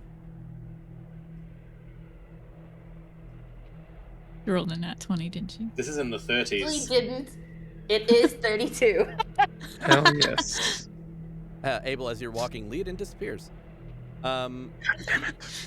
Yeah, she's no longer. I knew I shouldn't have cast that spell. Even the gods are like, huh, what happened? Where did you go? You start cresting over the hill. And as you crest over the mound, you are met with an unsettling sight. A group of thin Chwinga grouped up around a tall, macabre fetish. Some dancing, others on their knees praying. This is what you see. Pat, you can see this here on screen here. Oh, you gotta turn on your camera. Oh. Oh, that's What the not hell? Okay. Wait, I want to see it. Ah! Wait, I can't see it. It's on stream. My Twitch is taking jeepers. Don't worry, I can Jesus. also do this. Give me 1 second. Here you go. Check it out. This is what you see. You can check your roll 20. If there was ever a moment for able to run, You can check your roll 20. Yeah, seriously.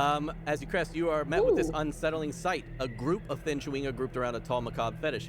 Some dancing, others on their knees praying, all around this central figure, which upon further investigation, because of your stealth, I'm not even going to have you roll investigation, upon further investigation, is the mutilated body of several animals, including a human, a reindeer, and an owl, with spindly arms that reach down past its knees and appendages that have been attached in improper locations. You hear small, strange, squeaking chanting coming from the fire. The Chwinga that is right next to you, that is just constantly like vibrating, looks over at you all and continues to move across the snow, but like kind of does like the animalistic, using its hands to gallop over to its location. And you see as it gets closer to the fire, it drops to its knees and starts to pray. I will immediately reach out and touch Leodin. And her little, if she's wearing it, her little sunburst brooch will glow slightly, as well as my ring. And I'm going to cast Protection from Evil and Good on her. Ah! I wondered what it did. Which protects against aberrations, celestials, elementals, fae, fiends, and undead. Yep. One willing creature you touch is protected. The protection grants several benefits. Creatures of those types have disadvantage on attacks rolls against you. And you cannot be charmed, frightened, or possessed by them. Does the thing appear to be alive, or is it just You are going to have to get closer if you are going to attempt to investigate it in that fashion. I figured you'd say that. Figured. Yeah. Oh, shoot. Because right now you guys are hidden. The only creature that knows you're there is the one that led you here. What do you think they're doing? Something terrible. Should we go or should we? As you guys are talking, the creature that ran like over there to prey takes its hand like that's vibrating and points it in your direction. And you can see the rest of the Chwinga slowly like turn in your direction. Some of their heads like upside down and like others In that creepy horror movie fashion. creepy horror movie fashion. Yeah, some of them turning like extremely fast and then twitching like, you know, one way then the other. Are we still hidden? No, you are not still hidden. But, Well, but they will just kind of fashion a wave over towards you to beckon you. oh geez. Well, with protection up, pass without trace is gone. So I don't know if that means our stealth goes down by 10, but I'm down to a 17 with that. There's no worries. You can tell that even with pass without a trace, being that the other one knew that you were there to begin with, he has pointed in your location, your general location. Do you want to go get the rest? Of everybody. I think so. You think they'll still be here when we come back? They kind of leave fast. I can stay and watch. We're not that far from the others.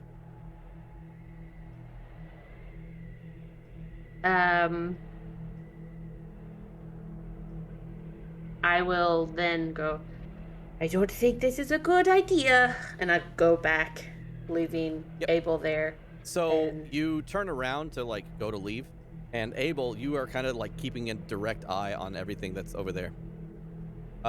You can see as soon as Leodin turns tail to kind of like walk away, you see two of the Chwingas that were praying just disappear into the snow.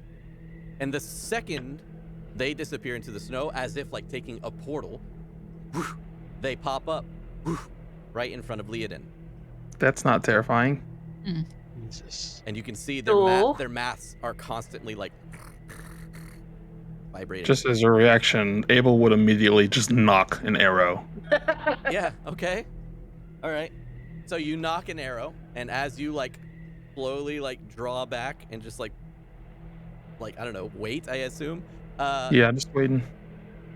They kind of like don't even take a sec, but they're shaking, they're like with their head stops as they stare at you. What the fuck are you doing to me, Dan? Abel, that's more terrifying than when they were vibrating. I don't think they want me to leave. I should have picked up the message spell. God damn it. You hear in your heads this time versus sweet. out of. You hear the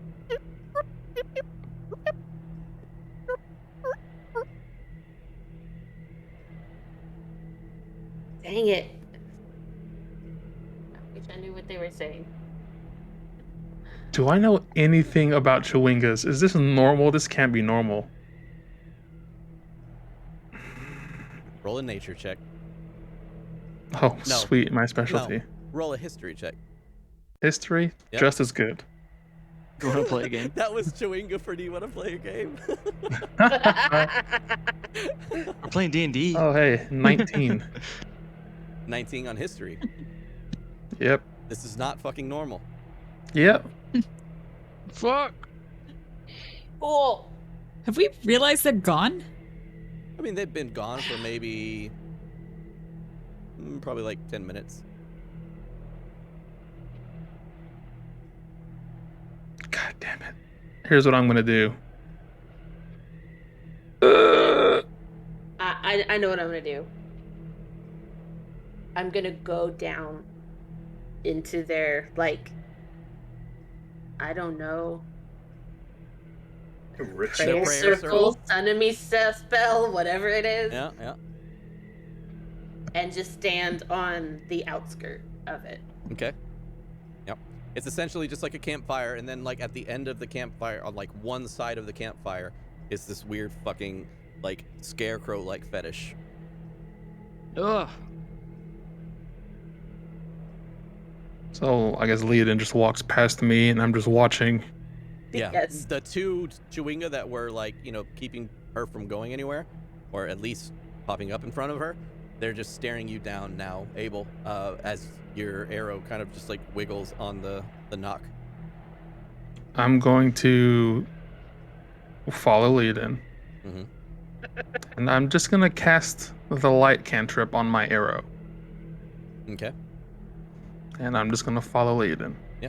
You kind of light the area up.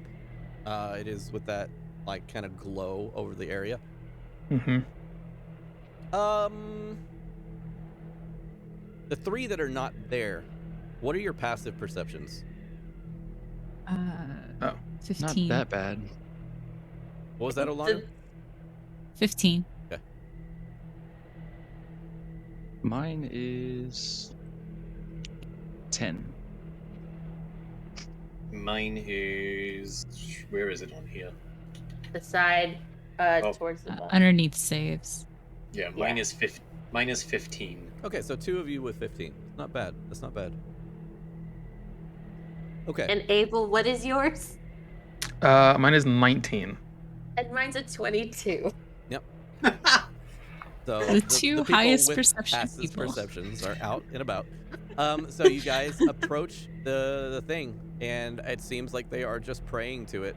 Abel, the two that were there, they follow you as you approach and get close and light your arrow. I'm guessing we didn't see anything then. Not really, not currently. Is this thing I went over a alive? dune.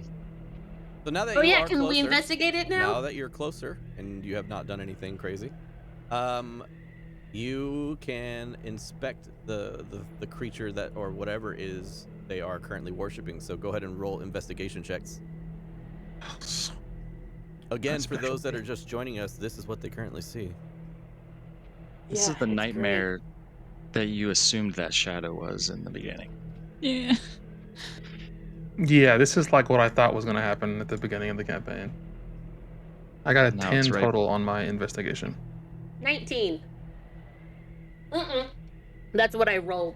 I have a 22. Okay, Leodin, you approach the figure at a distance, several feet away, but you're able to kind of look it up and down.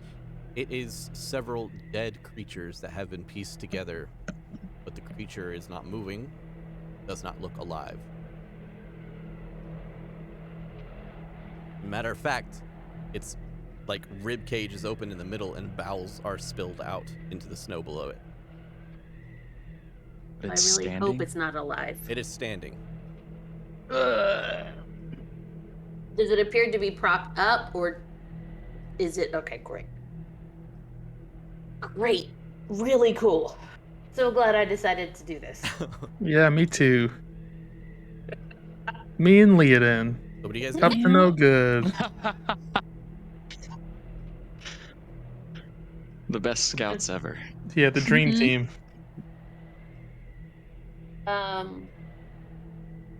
Damn it, I really wish I knew what they were saying. Okay, the And I don't Chwing, have Yep. anything. the Chwinga at this point start to get a little uneasy. Their heads are like, you know, shaking, and they all turn to you. All of the group that are there turn to you guys. Now they're all facing you. They all stop praying. The cheeps, or whatever that skittering noise that they make whenever they speak, it starts to like overtake, as if they are chanting one single thing. So you hear, but it's louder and louder and louder. Okay, I'm shooting this arrow towards where the camp is with the light on it. Ooh, very cool move. I like it.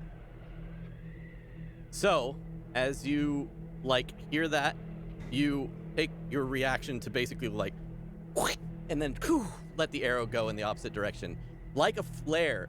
Everybody, well, I guess except for Brad, You two would see the flare kind of shoot off into the air back behind you. It's essentially a flare. It's a lit arrow. Go ahead and since there was no like, hey, if I shoot my arrow up in the air, we're in danger kind of thing, go ahead and roll me a insight on the occasion to see if you guys can take it as like, hey, someone's in danger. Oof. Or at least that's even coming they've from seen us. they've seen me shoot light arrows before, but Yeah. Two. Sweet. Or sorry, no. Sorry, that's a 7. Cool. I got a dirty 20. Dirty 20. Good, thank goodness. Oladu, you're like, oh, that's pretty. And you immediately... What is Abel doing? Ken, your heart kind of sinks for a moment. Will you guys stop standing there and help me? And you get like a bad feeling in your gut. Oh, that's weird. Do you see that? I'm pretty sure Leodin found trouble again. Ah, that makes sense. Abel found it. Yeah, just for the record. Kinravra is going to I don't cast. know that.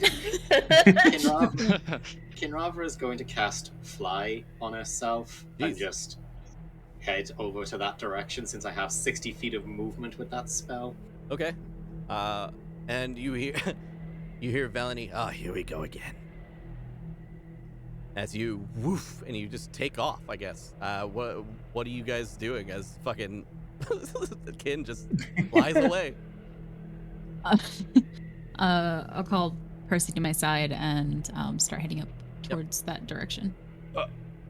You whistle and call Percy over to your side. He's like hopping through the big old pound, like, things of snow. And I'll draw my bow. I just look at Valony and I stand up with my shield and axe and start sprinting behind. Okay. Through the for snow me. with your arms up. Valony rolls her eyes. And is like, ugh. Yeah, and so you like hold your axe above the snow. You push through. While this is happening, you release the arrow in the air, Abel. And as soon as you release the arrow, the creatures that you were looking at, the Chwing that were like emaciated, they see the arrow and immediately do like a roll backwards and then like get up onto all fours, kind of in defense, and being like, of course, scared of the situation. But what takes you by surprise even more than that is they start to move in strange ways. And suddenly, spikes of bones begin to emanate from their bodies, and like where their hips are, you see a hand begin to come out, covered in like gore and muscle, and it into the snow next to it, and the body of the Chwinga flips upside down and lays in the air as the hand takes over as the body and starts to charge at you. All of these creatures all morphed into weird creatures, some of them having shapes of like screaming human faces attached to their bodies, like their backs, as they like run at you. I need everybody to go ahead and roll for initiative. I'm glad me and Leodin are right in the middle of this. That was great. This is God damn it, Dan. That's a good roll. Dan, I was just trying to look at the sky and the stars. All right, excellent. Let's take you over here, and we're gonna go Oh, he was prepared for it. Cool. over. Where are we going? We're going over here. Hey, this map's familiar. Yeah. No, it's not. Shut up.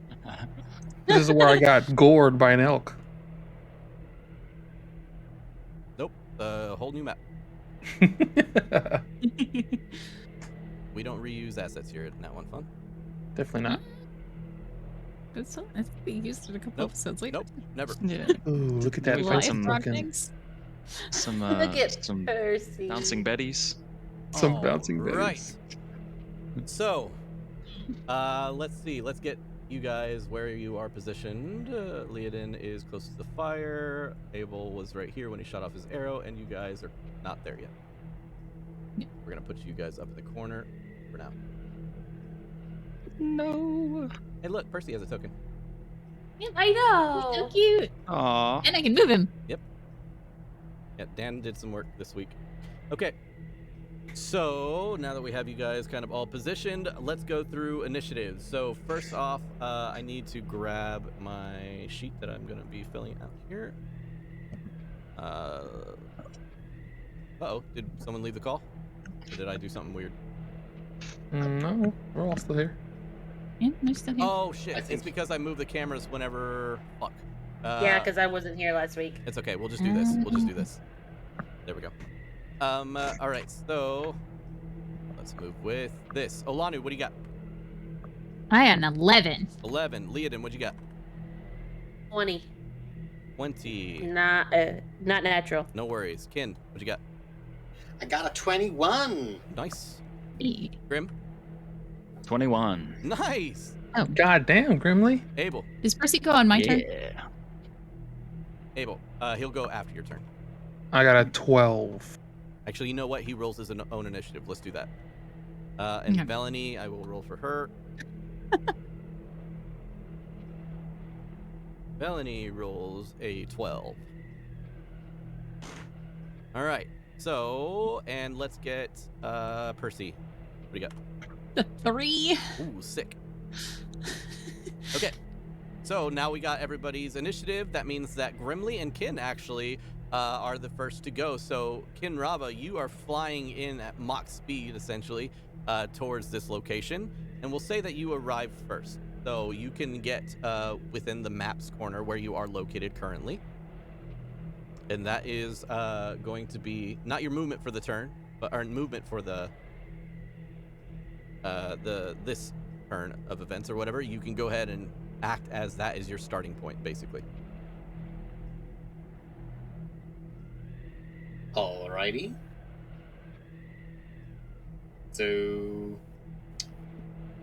Kinrava's going to fly. Oh, by the way, combat music below. To here, and she's 30 feet up in the air right now, so she should be pretty safe. I'll shoot her out of the sky. And seeing the horrible, gory stuff that is all clustered around Leodin, she's gonna cast Fireball. I will say this, Ken, as you are flying, you note that because of the weather here in Icewind Dale, flying is difficult, even if magically flying. So I will say that you can fly because it is a fly spell, but you move at half speed. Okay, so I can get to about here. Yeah. Okay. that's Because still otherwise, plenty. anybody that's using like flight other than like the griffins that you're flying on would be knocked down immediately. Okay, so that's still fine. I'm gonna cast Fireball. Okay, where are you casting it? Ideally, hopefully, where I'm not gonna hit Leodin and such. Hold on. Fireball. I think I'm gonna get hit Nah, you won't. in order for you to get enough chewingas. Nah. I mean, you could place You'll it. be fine. Place it pretty decently. Where do you want it? If I place it here, that should keep Leodin out of the blast range. If you place it there, you can hit 5 chewingas. Yeah, I'll go for that. The 4 around the fire and the 1 right by that little bush. Yeah, I'll go for that. Where's the big thing? The big thing is like behind the last chewing on the right. Well, I guess not the last one, but the one by the fire. Is it like right here? Yeah, it's kind of like right there. Is that Alright, getting caught in the blast as well? It would, yes. So, ooh, those are really good Oh, rolls. I need to make deck saves, yeah? Yep, they all need to make Yes. dex saves. That's a 1. That's a 2. That's a 7. That's a 10. And an 18. Okay. The one with the 18 Or 4 fails. succeeds. One's... So the one with the 18 succeeds. The rest of them, since I rolled on D&D Beyond, because I'm not rolling 8d6s and counting all of them up every time. Yeah, no worries. That's 32 points of fire damage. 32 points of fire damage.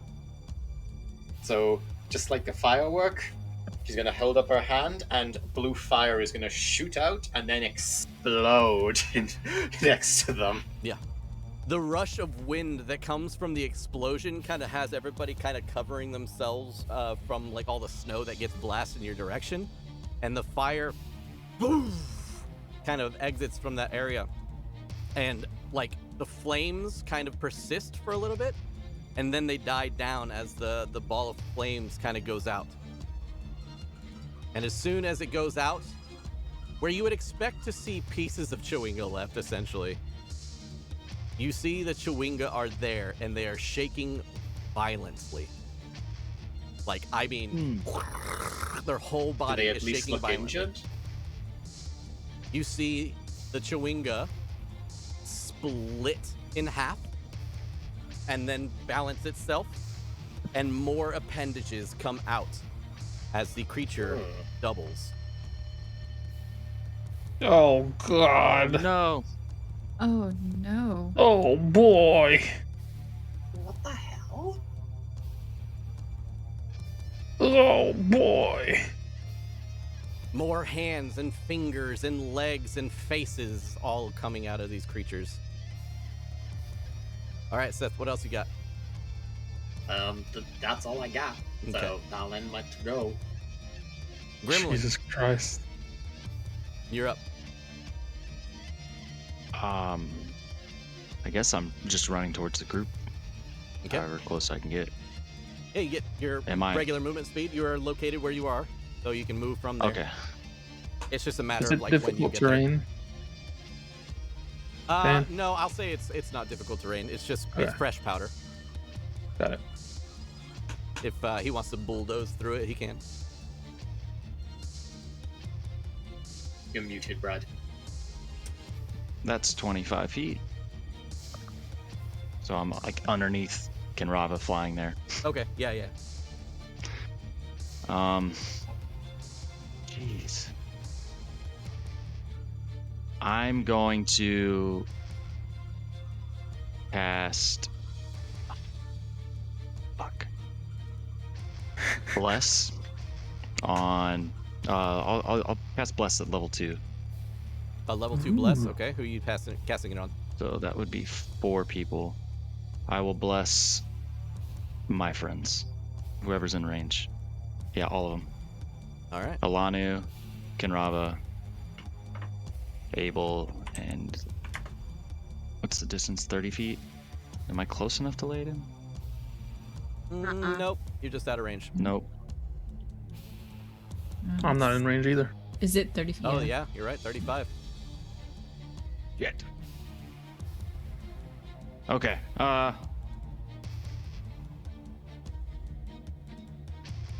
You could I'm get going to cast me and Misty Percy. Step. Misty Step instead. Nice. Okay, where are you popping up? And right next to my buddy here.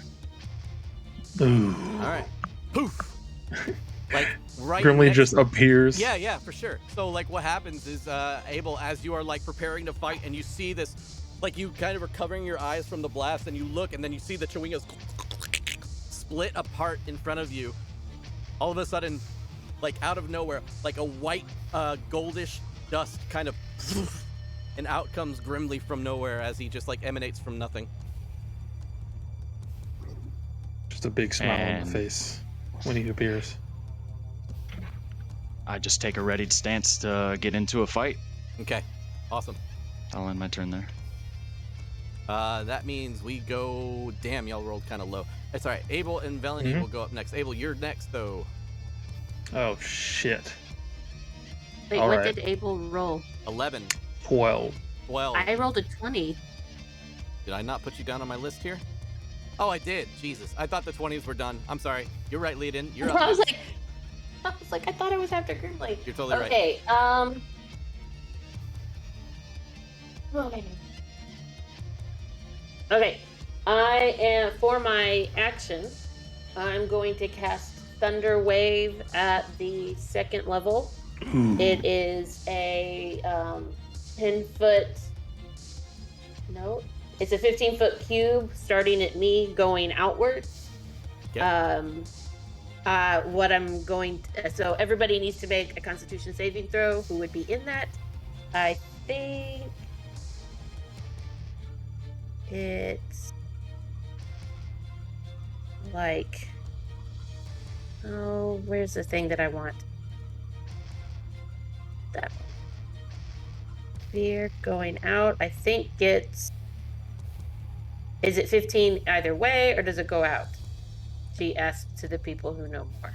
It's angled Like, however is it a you. cone? It's angled however you place it. So if you go to the corner, it's then going to like be kind of like a diagonal. Okay, it'll look like this. Hold on. So I can do this. Draw shape and do this. So if you put it in front of you, it'll be like, is it 5, 10, 15? So it'll be like this.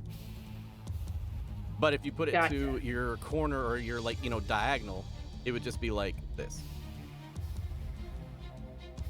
Gotcha. This is gonna sound silly. Can I shift it?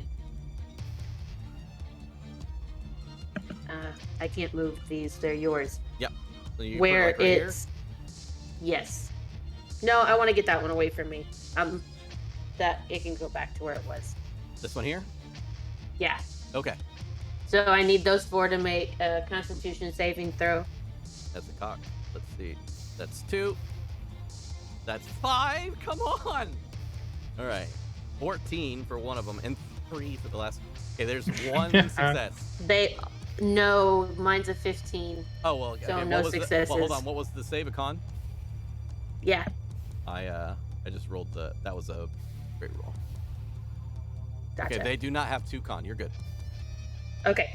So all she like just takes her hands and like starts clapping and stomping her foot at the same time, and then just pounds into the snow, and the thunder wave goes out. Okay, that was actually so fucking cool. That's cool. I fucking love that, dude. Boom, boom, boom, boom. And yeah, it's that exactly. And then they take. All the snow just gets kicked up. Yes. Yeah, it's like that scene in the new Star Trek sick. Discovery, like where they like float up in the air from the like sound of it and then come back down. This is like the one time I have not like sorted my dice before we get started. Come on, Ray. And I need all the ones I don't do. Guys, I apologize. I That totally is- skipped over today's break. We'll take it here in just a second, okay? 24 points of thunder damage, and they are pushed 10 feet away from me. Okay. And then I'm going to do this because it's not what I want to do, but it's what I need to do. I'm literally going to move here. Yes, I realize that provokes opportunity. Yep. What's that little tiny circle? Get out of here. That was me. Okay, and then opportunity attack. Uh-huh. If it's one of those types, it has disadvantage Oh on yeah. protection. If it's a The what? faith. Oh, you. If fucking it's a asshole, celestial, you're right. elemental, fey, fiend, undead. That's a natural 20, motherfucker. 1? Is it a 1? 4. Let's go. That misses. Unless it's got a plus 10 to whatever he's using. It makes its strike at you, and what it does is an appendage grows out of its chest and slashes at you like a claw. And when it does, it is going to hit you. But then all of a sudden, it gets deflected by some weird light. And because I moved, I can now get everybody. Let's go.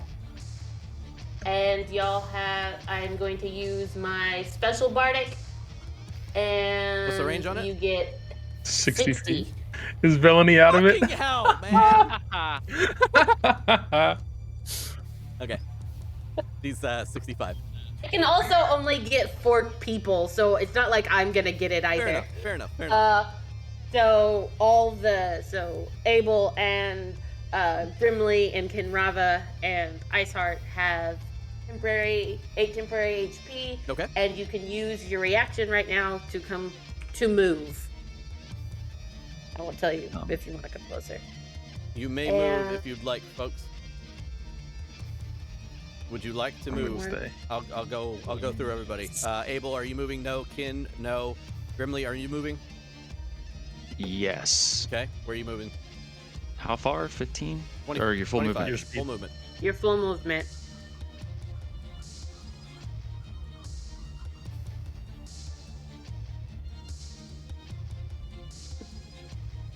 I will protect Layden.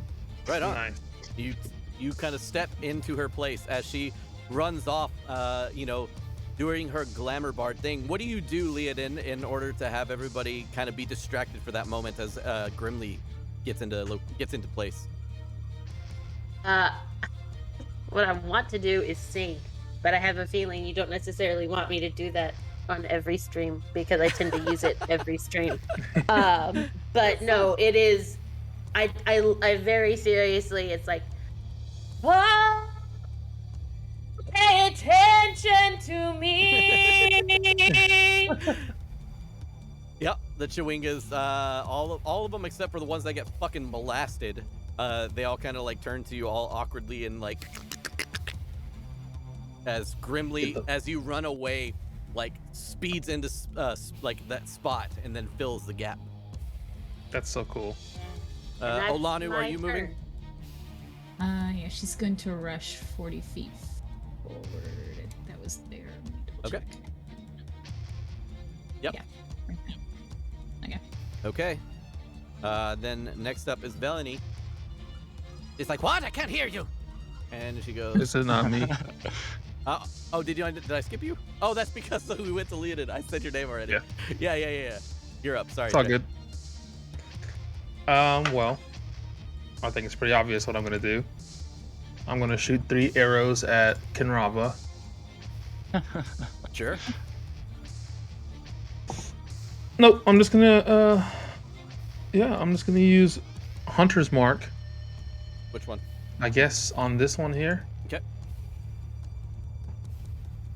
And then I'm gonna pull 3 arrows at once and shoot them all at once Sick. as I drop down to one knee. And that's what I'm gonna do. Let's see it. Cool. I'm gonna roll all 3 dice.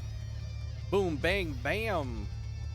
That's a 22, a 22, and a 15. Ooh, 15 just barely hits. Nice. Oh god, let me roll damage.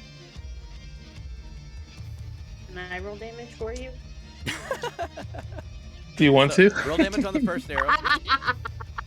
On the first one? Okay. Ugh. This is +4. Okay. God damn! 17 points of damage. On the first guy, he fucking explodes. So your arrow pierces through it, and it looks like it's still fucking alive. While the arrow is in it, it's like trying to get out of it. Alright. And then can I switch my attack, the other 2 attacks to this one? Your other arrows just like, whew, they fly off and do the thing. Give me a re-roll, or were you keeping the rolls? No. You just roll damage. You hit. Okay. You hit with the attacks. I just don't get any Hunter's Mark damage now, but that's alright. Second one is 12, that's max damage on this one. Okay. That Can you one. move Hunter's Mark? That one as well. Only as a bonus. He cast it as a bonus, so. Yeah. And then now it's this one. Yep. And this one gets the extra damage because of Gloomstalker. Yep. Go for it. Jesus, another 17 points of damage. Holy fuck! How much did you just do? That's like. The 40 first one something. was 17. Second one was 12, and then 17. So like 40 something. 34. 40. Well, yeah, that's 40 something. 46. 46 points. That's insane. All 3 of those Chwinga, like you knock your triple arrow attack and like turn your bow sideways, allowing it to horizontally go out in a spread, and all 3 of the Chwinga just at the same time all get pierced and like stabbed into the ground. You hear like Hell yes. And then I'm gonna step here to prevent any, to basically protect Leodin some more. got it. Ooh. Well, protection is gone because I did Hunter's Mark. Yep. Ah, balls. All right. God damn it. That's all right. No worries, no worries. Now it is my favorite character, Bellany's turn. She will go 5, 10, 15. She will go here. And she will cast a move that she has. She can cast spells? Yeah, she can do stuff. She blinded all you guys at once. At one time. Oh, yeah, that's right. I mean, she doesn't have good spells. I think they purposely made her, do this. Okay, there we go. She pulls out a wand from her waist and points it at this creature in front of her. As you see some strange blackish purple necrotic energy coming out of it. And she expends 2 charges of it as it shoots 2 missiles directly out of the wand, doing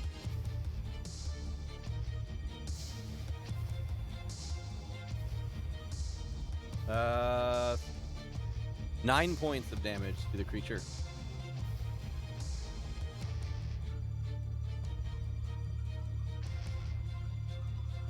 She looks at it and she's just like, "You will be mine." And that is her turn. She then gives it up to Olanu, who would be next. Go ahead.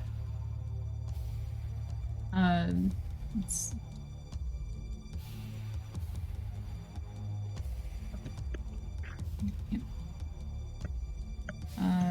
We're just trying to get through one round of Dang combat, it, guys, and we're she's- gonna go on break. Good. Okay.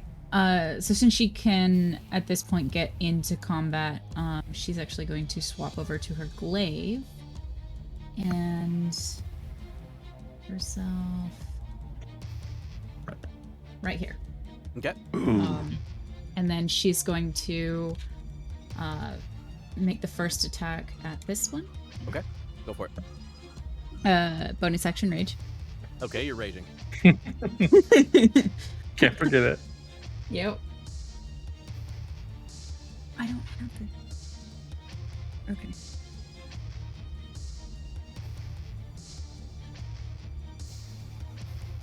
I think that calls for a change in music. Is 13 hit? 13 just barely misses. Is that with the +1? It wasn't 14. Still misses. Okay. And then the second hit misses. Jeez, unfortunate. New weapon, Yeah. hard balance. Like you're so used to swinging such a heavy weapon, like it's so out of balance, and you're like, oh fuck. This one can go somewhere else. And that's where your rage comes from. You're just like, motherfucker. This should be working. Why isn't it working? All right. Yeah, the creature, when you slam down, just like a spider, like jumps over to the side and then jumps over to the side Yeah. again. So gross. All right, Percy. Percy's up. Percy is going to. Perfect. And we'll just say run that over Percy to is. this one. Yeah, we'll just say that Percy is constantly flying unless you specifically say that he's walking. Okay. He's gonna fly over to this one, and then he is going to use a beak and a claw attack. Yeah, go for it. Roll to hit +3. So for the beak, miss, and for the claw, miss. They both Oh miss. my God, Allie! Yep. I rolled a 7, and then I Allie, rolled you a had 2 characters. 2. You 7 and a 2. all of your attacks.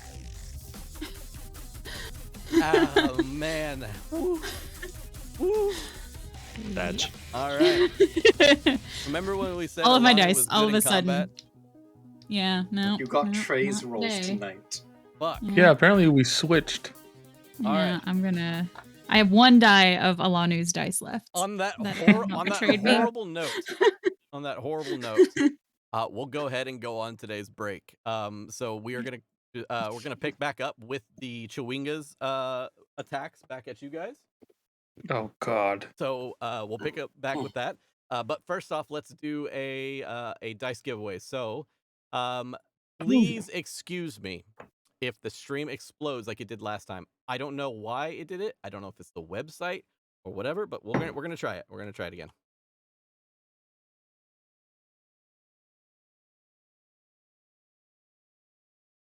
Do.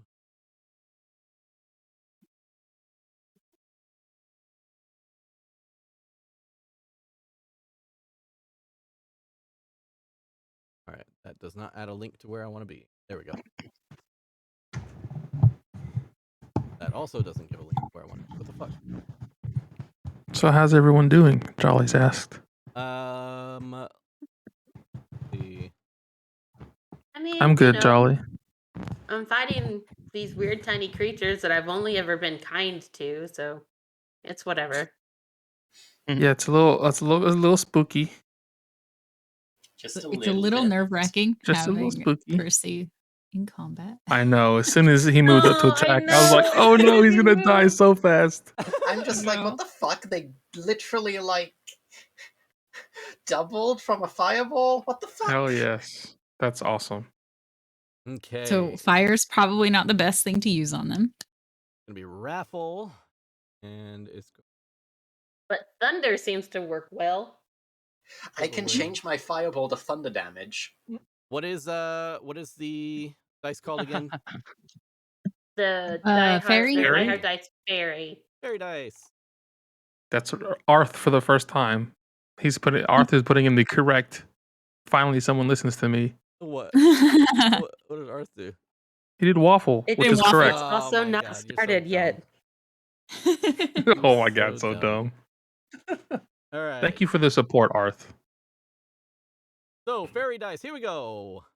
Dice giveaway is active. Oh, I don't have dice giveaway music, unfortunately, this time. Yep. Phenomena. So if you would like to be in the drawing for this, type in !raffle and you can get yourself an excellent set of dice. Let's go ahead and go over to where I can actually post the dice. That is webcam only. That's not where I want to be. That is roll for initiative. There we go. Now we're back to where we'll get. If I just keep clicking shit, these are the dice that you are going to be going for, guys. These are fairy dice, and they have a very kind of like tricolor, like almost quad color coloration within them. Very cool! ! Raffle if you want to be in the drawing for this, and you guys can do it. Currently, only 4 people in the drawing out of 12, so feel free to type in ! Raffle if you are subscribed to the channel, and we can get. Did you say waffle? Yes, as waffle. Raffle.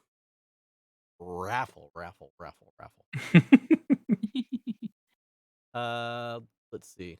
Let's get some game show music. Go. Oh my God, I'm so sorry.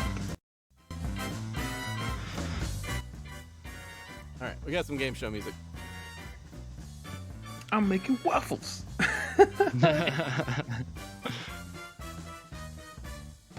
Ba-ba-da-bop. All right, my eardrum's out. Huh? Guys, I want to take this moment real quick while we're doing this. ! Raffle if you want to be a part of this drawing, by the way. It is, let's see, 3:03. We'll give it away in 2 minutes. I want to take this moment to thank you guys for the support you guys gave me at the start of the stream. You guys are so fucking awesome. You don't understand how much that means to me, and also the fact that I might be able to go to a location outside of the stream is super fucking enticing. The first time that Nat1Fun will be able to step out and start mingling with the TTRPG crowd outside of like Twitter and shit like that. So thank you guys for supporting that, and hopefully kind of bringing the community into a larger, into a larger pool of individuals. I can't hear you over that obnoxious music. Oh. There we go. Hopefully that's better. Anyways, yeah, it's going to be a Nat1Fun pack stream. I absolutely will stream us or me, whoever comes to the Nat1 or the PAX, what is it called? PAX Unplugged. Yeah. If you come to PAX Unplugged, if I am able to purchase a ticket to go, you guys are absolutely going to be there along the way as I stream as much as I possibly can without getting yelled at. So When's Nat1Con? Nat1Con? Yeah. I'm planning it for next year. We can do Nat1Con on my birthday in June if you guys want, where we just have like a big ass stream and get together kind of thing. Yeah, well, I'll just go to your place. Yeah, you're more than welcome to come over to the house. And Yeah. We'll do a live an in-person game. That'd be cool. I'm down. Like a 12-hour stream. This is getting worse and worse, but yes. Okay, yeah. All right. It is time, ladies and gentlemen. Exclamation point raffle. If you want to be a part of it, I'm going to give you like 10 more seconds. Exclamation point raffle. A 20-player party. Fuck off. 20-player party. Would that Okay. be like everybody who's DM'd in this party also has to DM their own table? Basically, yeah. It's just a group of tables all together. Yeah. All right, Board guys. games. Thank you guys so much for joining and entering. If you have, you guys literally have a fucking 20% chance to win this set of dice. So here we go. Congratulations to... I gotta close the entries first. Congratulations to 3, 2, 1. Arth! Arth! Arthur has won a set of fairy dice. Congratulations, Arth. Absolutely deserved. Thank you so much for entering and all the support you guys gave this morning. Or, well, I guess this afternoon. So go ahead and grab yourselves a drink. Go ahead and use the restroom real quick. It is not rude, Guys, but I appreciate it, Yotain. Just letting you know that if I need to like pop out during when we get back, I won't be able to avoid that. Well, like pop out leave or pop out like on the phone or... Yeah, I just got told on the phone from one of the neighbors that there was a big drug bust literally down the street. So the police are going around talking to the neighborhood right now. So Yeah, if that absolutely. happens, I will have to step away for a little bit. Yeah, of course. No problem. All right, so let's go ahead and grab a drink and go to the restroom. Let's try to keep it quick this time. That way we can get back and get this all finished up before, the like 5-hour mark, essentially. I don't want to go too far or too long. All right, we'll see you guys here in a second. Thank you guys again. Amazing. And we'll be right back. All right, where is that? Be back soon. Oh, look, our sponsored dice.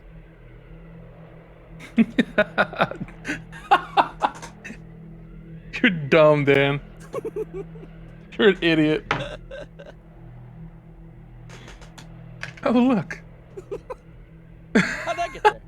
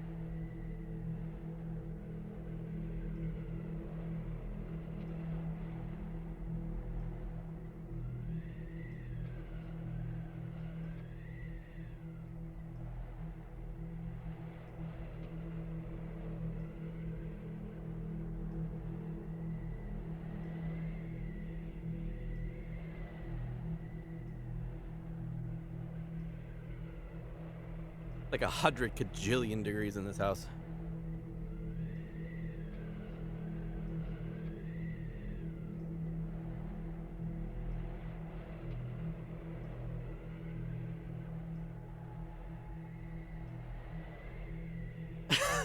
Yeah. Yep. I remember living in Germany and having snow by now. It's finally not 5,000 degrees up here. Yeah, I mean, to be fair, like, it's actually like a cooler day here in fucking Texas, but still, inside of my closet, it's not so cool.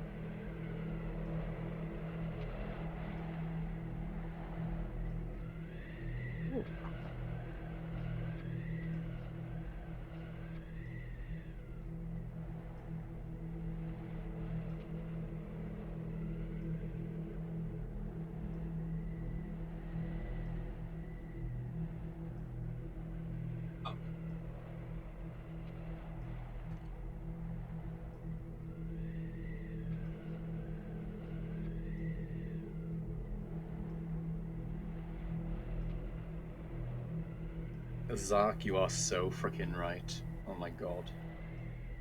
It is not fun when you are in a boiling hot country.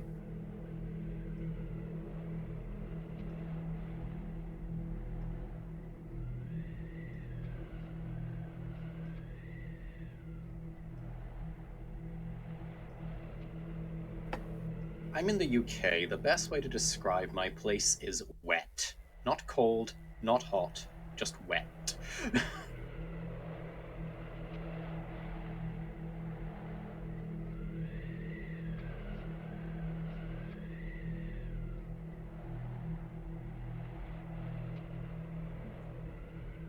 I'm coming, Hoopla.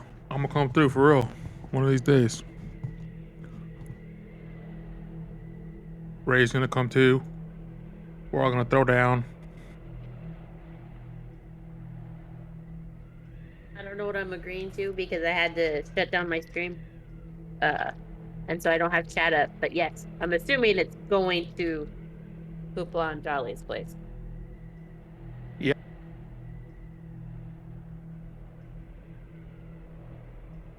And I'm probably gonna be moving to New Jersey next year, so... Yeah. I mean, New Jersey is essentially like the American version, but, you know.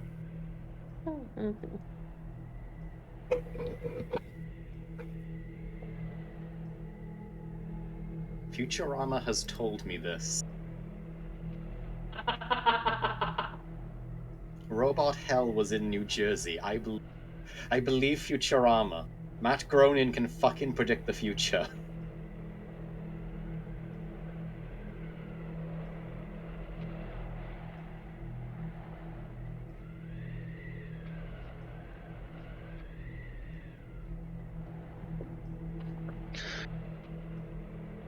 They got these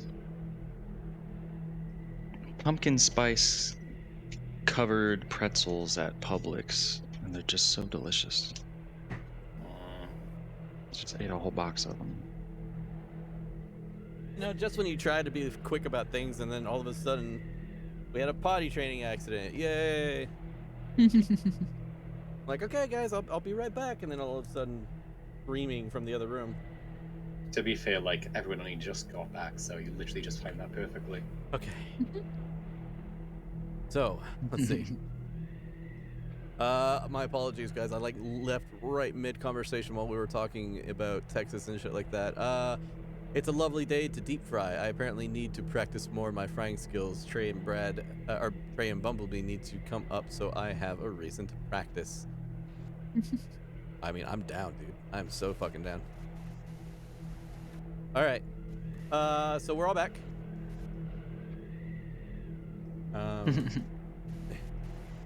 Focus a little off. I always pick the wrong one first.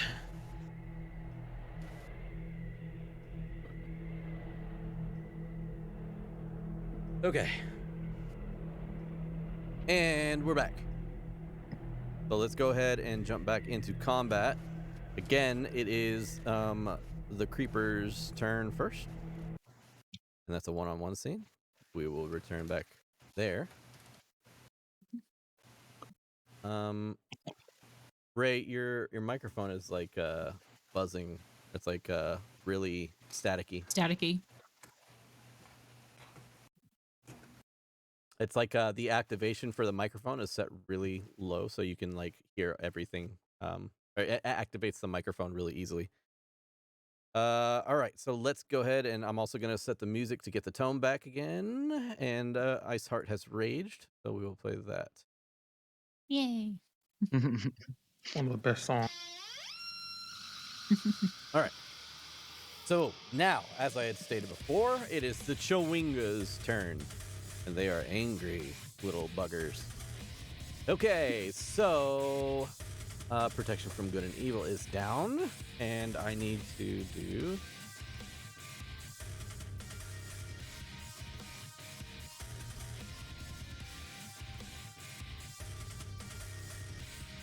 Okay, so we're gonna go down the line, and I'm just gonna, because I'm not gonna sit here and do like crazy rolls. So let's see, this Chwinga gets closer to her here, there.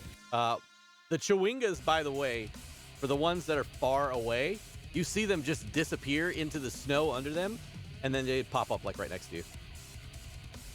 This one here. Over here, here, here, and here. Yeah. Kin is in the sky, right? Kin is in the sky. I guess this one she would is be able 30 to get feet you. up, so fuck them. Okay, well, this one goes after Percy then. How attached Percy are you would- to that? He would also. He wouldn't have.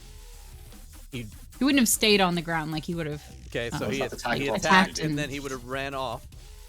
Yeah, so he would have gotten an Attack attack of of opportunity. opportunity, but he wouldn't. Yeah. Okay, so that is a 19 to hit. Yeah, it hits. So the 19 does hit, and then we'll say that will be the claw attack. So it does 40 damage. 468. So that is going to be 9 points of slashing damage. Okay. 9 points of healing. Yeah. What? So let's see, 9 points of slashing damage to Percy, and then we'll say Percy's in the air. So this one runs after Bellany.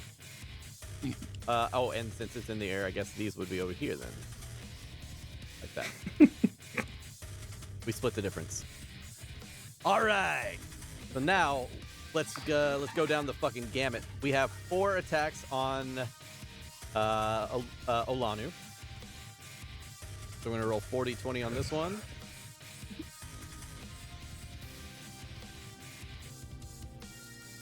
Okay.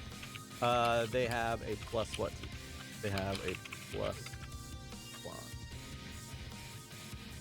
1. Does a 17 hit? Did I attune? What's your AC? What's your AC? It's 17. Okay, So yeah, 17. it hits. So 17 and a 19 hit. So 2 out of the 4 hit. And that is going to be slashing. So it's going to be 46.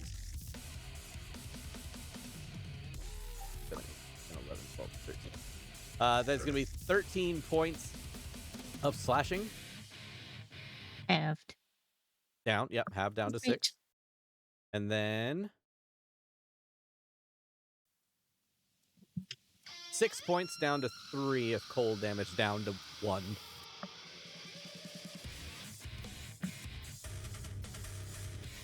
All right, going down the line. Next up is going to be one. It looks like only one attack on Grimly. Woohoo! Grimly does a Woohoo! natural 1 hit you.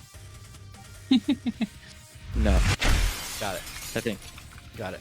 Okay, that's going to be 3 attacks on Leodin. Did I attune my shield? Price is not 4, but I yeah, assume an 18 hits you, correct?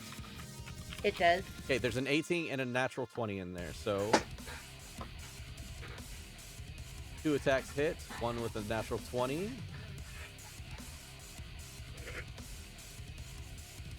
So the natural 20 hit is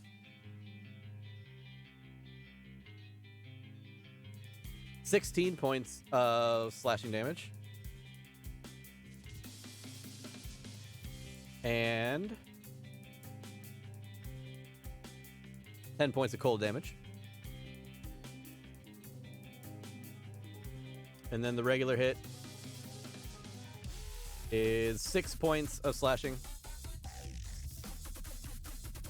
And, ooh, max 6 damage of cold.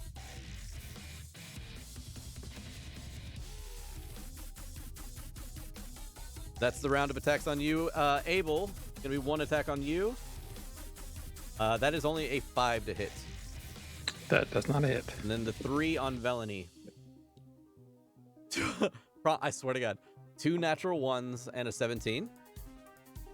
The 17 does hit, though. Actually, you know what? Fuck that. Shield. Boing! Boing. Shield pops up, and that one, unfortunately, does not get an attack on her. So, that is their turn. We move back up to the top of the order. And that will be Kinraba. Oh boy.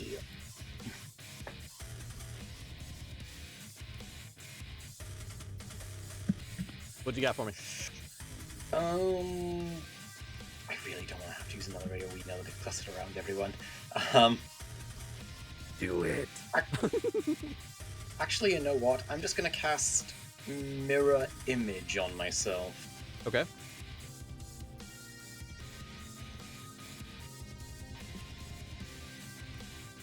Mirror image on yourself. You get 3 copies.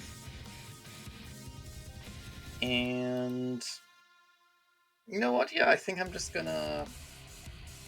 Well, I may as well, because we're about to. Yeah. I was very confused about what was happening. I'm also going to pop Asha Benapol out in the shape of a inky, shadowy dragon-like figure. Okay. Whoop, that's not him.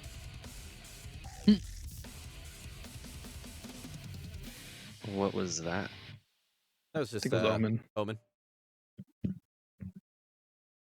Don't worry I'll about it, pop Brand. him there. Okay. And that'll be my turn. Awesome. I'll just put these here. All right, excellent. So then that is your turn. Does Asher go right after you then? Or does he go on he your goes on actions my and stuff? turn, Yeah, but- yeah, okay. I couldn't No remember. worries. Yeah, that's just the end of my turn. Grim, you're up. Okay. I will attack this Chwing in front of me. Go for it. Yeah. And miss horribly. No. With,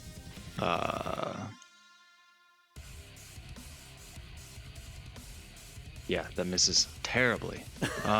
Okay. 6? Yeah, Does no, 6 hit? miss. 6 miss.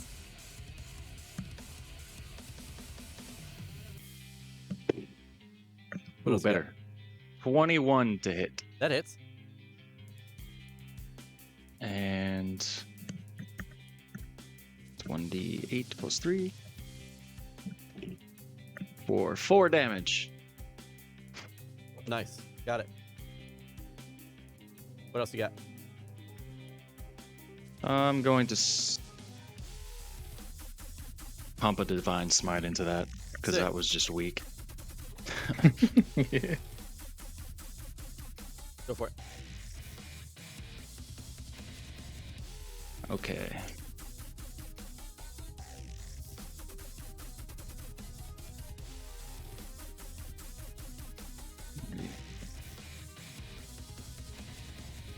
It what bonus damage does it do to undead? So that's 11 more damage. It does another D8 to undead. Okay. Did you add the extra D8? Ooh, 12 damage total. For an extra 1 point of damage. Okay. Yes. That's it? That'll end my turn. Okay. Excellent. So that means Leodin, you're up next. All right. Weak well, I'm sauce. pissed. I am going. Let me ask this quick question: is the one that basically showed us to this place still alive? I think I killed him. Roll a d20 for me. Ooh. 18. He's still alive. Okay. Cool. I'm going to Bane at the 3rd level. These 4 that are basically right near me. Okay. And then this one that's just on the other side of Grimley. Jeez. Okay. It's I charisma. need them all to make a charisma saving throw. Yep. Okay, charisma it is. Let me double check stats here.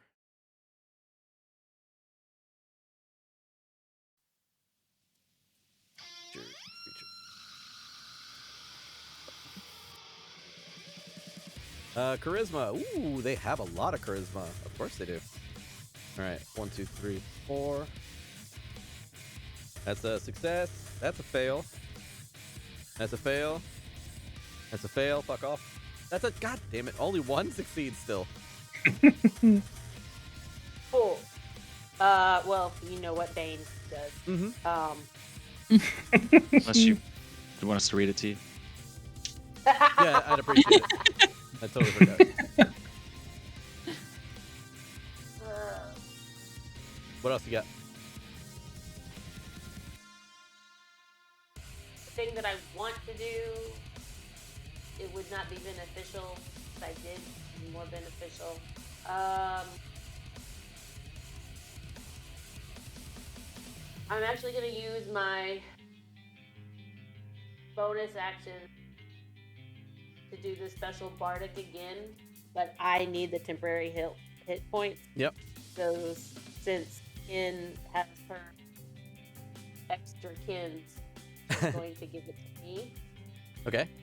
And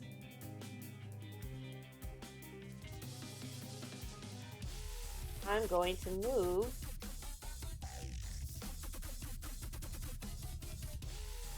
Where are you going? right there. Okay. Awesome. Using my reaction with this so I don't provoke opportunity. Of course. Now you still have movement. Yes. I think I'm gonna get much. Who else are you allowing to benefit from this if they'd like, by the way? Abel, Grimly, and Alana. Okay. Because I don't think. Well, how many more? Melanie's still too You can far. get 4 people, right? Or 5 people? Mm-hmm. So yeah, 4 4. people, then you're, yeah. Do we use our reactions to move? You do. Then I wouldn't move. Okay. But you still get your bonus temporary hit points. Okay, good to go? You still need to move if you want to move. Sorry. Oh, no, I'm good where I am. I was like, I don't think I need. Wait. I think I'm Abel, gonna move. I think I might move. Okay. I'm gonna chase after the leader. Okay. Chasing after lead in. Got it. Okay, so that is Leodin's turn. We move on to Abel. You're up. Sweet. Cool. I'm gonna use my bonus action to reapply Hunter's Mark Okay, where are you throwing it? to this one here, the bottom left corner Okay. of that L. I'm gonna knock 2 arrows, and I'm gonna loose those bad boys. Go for it. Okay, here we go. All right. Sweet. That's a 28 and a 16. Both hit. Cool. I'm just gonna roll it all together. Let me just do this. Like, what am I looking at?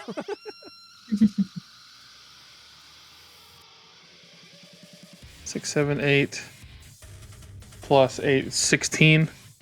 Okay. Oh, and then my hunter's mark die I need to roll also. Let me do it again. Plus another 11. Woo! Okay. It's 27? The 2 shots go off and decimate the creature. Sweet. I think that's all I got. Action, bonus action. Okay. Excellent. And then I'll step up there too. That was enough to literally take out that one from full health. So pretty good. God damn. Sweet. All right. Yep. So, I just sort of do a jumping dolphin dive over them with my reaction to move. And then I roll up onto one knee and I just loose 2 arrows. also, I found a picture of you in this book, by the way. Of Trey? Yeah. Of Abel. That's weird. But I won't show you what's there. But it's like literally you. It's my boy. Huh. Okay. So anyways, let's go with Velanie now that she is surrounded by 3 of these creatures.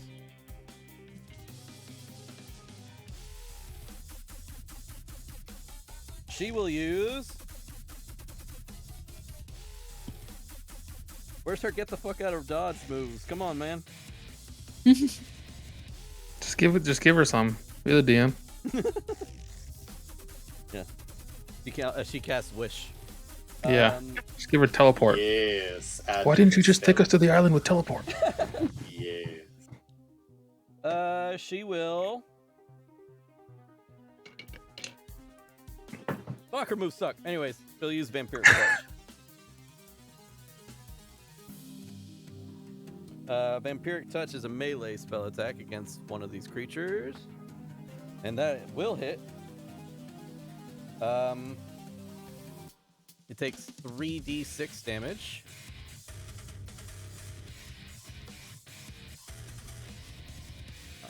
That would be 1, 2, 3. For 14 points of necrotic damage. She gains back 7. Alright, so 14. Oh, not enough to kill it, unfortunately, but still a decent amount. Okay, one of the creatures just like takes the hit and is like strangely affected by it. Okay, moving on. That is going to be Olanu, I believe. Yes. Olanu. So she's going to first attack, hopefully, this one. And she has advantage because of Asher Venom-Pole, I'm assuming? Yeah, if you're... Yeah, I'll let... Oh, no? I mean, Asher, yeah, is right. He's flying. No, he's like there. I was just not sure if he like counts because he's technically counts as like an object, not a person. Interesting. Okay. I'll allow it for this combat, and then we'll double check, see if everything's good to go. Okay. Okay.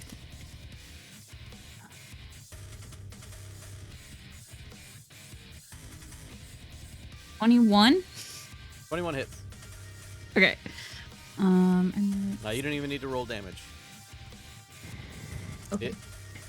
You chop it in half, and like when you chop it in half, like part of its body goes like running the other direction into the snow, like just off into the distance.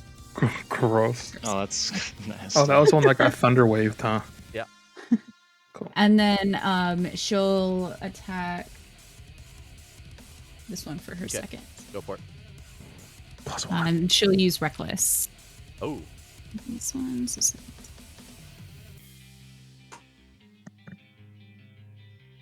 25. Yeah. Yeah. That'll do it. D10.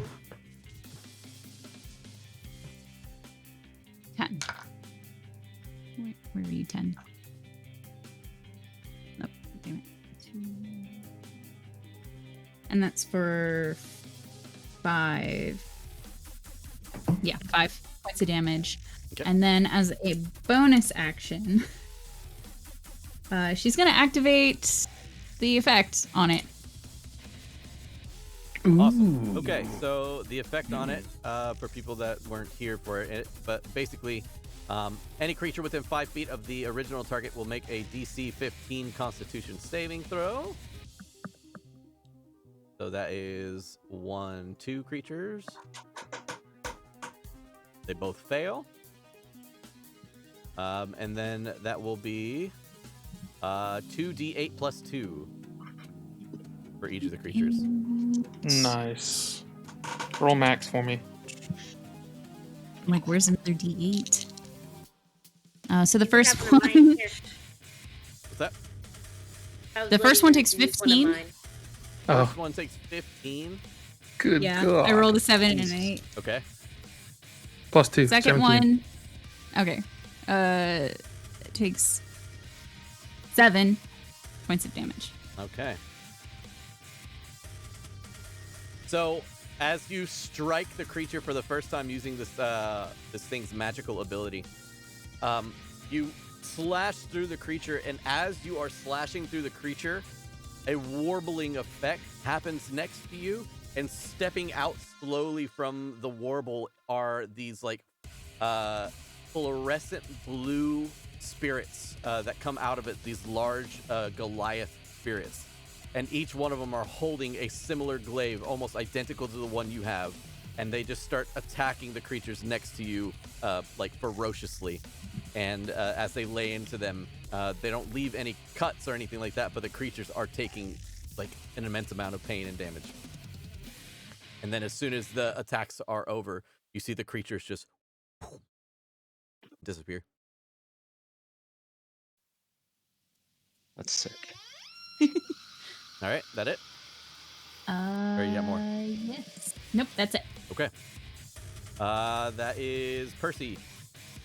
Okay, Percy will meet. Percival Frick 16 van Misa Kowalski the Roller the Third. Yeah, that's it. Also known as Snowpiercer. I just wanted everybody to know that. You definitely knew that. We'll fly here. Just reminding everybody else, you know? And dive at the one next. Here. And we'll dive at the one next to Olanu. Okay, go for it. And do a bite and claw attack, hopefully. +3. Oh, yes. Okay.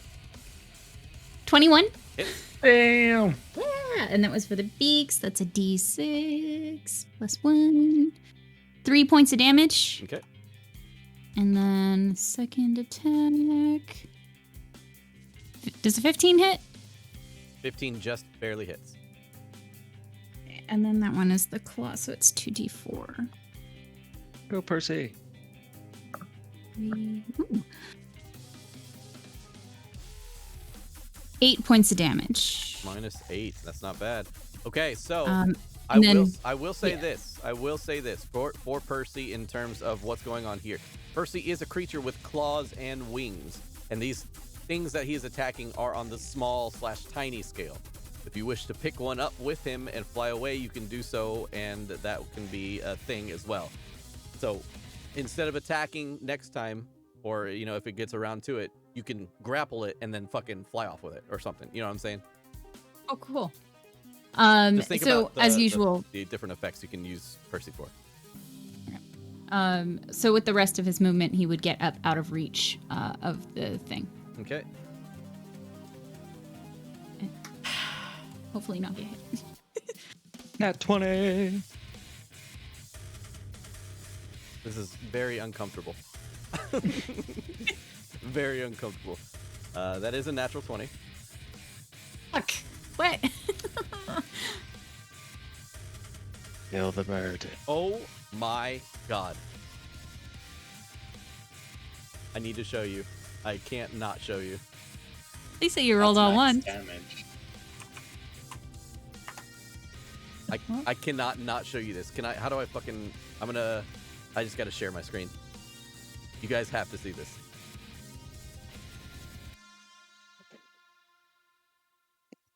Look at it.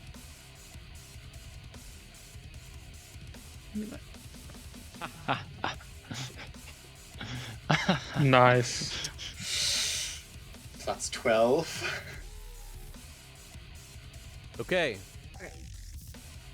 So 2, 3, 4, 5, 6 plus 2, 8 points of damage to Percy on a crit. Oh.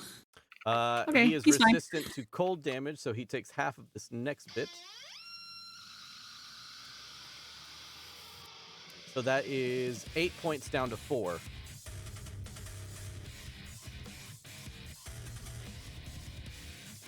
Wait, so was it 2 8s and then one was halved? Or What? was it a total of 8? No, it was a total of 8 down to 4 points of damage. Okay, we're good. Okay. I was like, wait a minute, what just happened? So how much was that total? 12 points of damage? 12 total. Yep. Okay. He's still decent. He's fine. He's still up. Also Sentinel. Also Sentinel. Go ahead and roll an attack. Could you Sentinel Reckless? I don't think so, no. I think it's just a regular It's not on my melee attack. turn? Okay. Yeah, okay. Nat1. Okay. Well, Percy flies away. Flies. And then I will no longer be answering rules questions, just FYI. Okay. Yes, you will. I refuse. Let's see. So we go ahead and move on from Percy to all of the Chwingas. That is going to be 4 attacks on. Oh wait, hold on. Well, nope, they're all going to circle here. These here. Do I get an attack of opportunity? Did one move away from you? Yeah, move diagonally. Yeah. If one moved away from you, do. Sweet. You chop at it as it's like diving into the ground. Yeah, that's a 19 to hit. Hits. For 7 damage. Not bad. Damage. All right. Yeah, you pop it on the head as it disappears. You like cut a limb off of it, and the limb like is freaking out on the ground, but it disappears into the ground. Okay, so that's gonna be 4 attacks against Olanu. Are you prepared for this, Olanu? Here we go. Yeah. And I 1, think 2, 3, 4. they have advantage? They do have Is it advantage. recklessly attack? That is correct. Okay. So. Oh, God damn it. Okay, so it's like 1, 2. What's your AC 17? Yeah. Okay, so 3 of those miss, but I'll re-roll. Fuck. Okay, still only 2 hits, even with advantage against everything. Mm-hmm. Okay, so with 2 hits, that is going to be.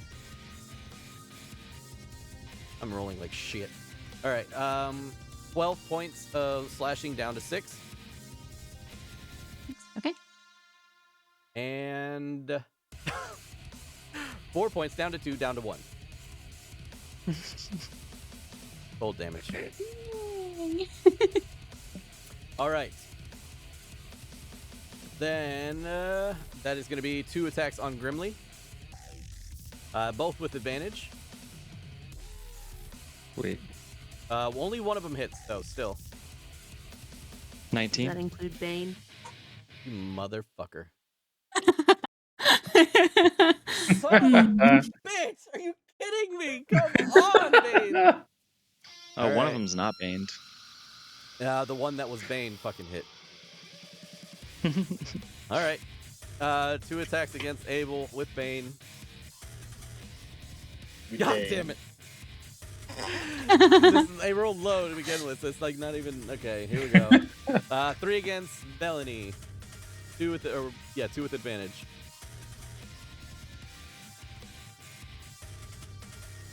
2 hits.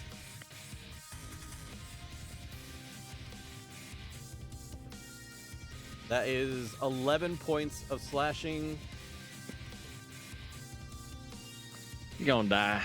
and 8 points of hold for 19 points total. Okay. She eats the damage and it sucks, but whatever.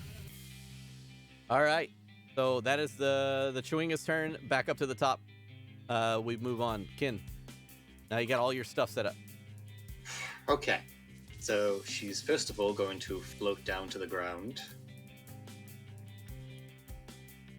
So she's now on the ground, Okay. and fly has ended. She's going to look over to the group to see how they're doing, seeing that they've got things fairly okay. She's going to look towards Velony and just sigh a little bit on the inside. And The two wizards. she's going to cast Summon Aberration.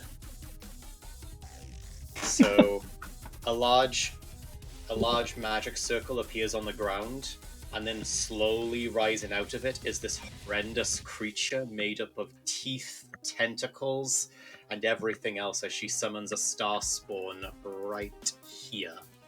Ugh. For reference, everybody, this is what was just cast. Yep, it looks exactly like that. Where is it? Let me get to Kin's page here, so that way I can put it on. But as it's rising out of the ground, Kinrava's just so... We can do better than that. And she's going to use her Spell Scribe ability to take the slashing damage off of her Slard's ability, since the Order of Scribes can do this. And suddenly the Star Spawn's going to start convulsing rapidly, Okay. bulges appearing on its skin. Then bones will burst out of it, almost shaped like razor blades, as she changes its damage type from psychic to slashing. So you can change your summoned creatures' damage types? Only with Tasha's summoned creatures, because they count as the spell itself, not bringing something from a different plane. Understood. So, like, if I had, like, Conjure Greater Elemental, for example, I can't change that damage. Perfect. You do your thing. Alright then. So, with that there, Kinrava's just going to simply say, devour them! And... Who is this character we're traveling around with? Y'all knew Jesus. who she was from the beginning. Calm down. Leodo gets it. Leodo Devour them. Make it eat a Chewinga! Whee! Alright, let's see. So it's here. I'll just plot one of the tokens there. I got you. Oh, there we go. Yeah, it counts as medium size at the minute. Yep, so. I'm trying to get it to... There we go. So, on this, since it's at the start of its turn, like, eyes are going to open up over the side of its, all over its body, because its ability is at the start of its turn, anything within 5 feet of it has to make a, let's see, they have to make a wisdom saving throw against my spell DC, or take 2d6 points of psychic damage from Whispering Aura. Okay, that failed. Okay, 2d6, let's see.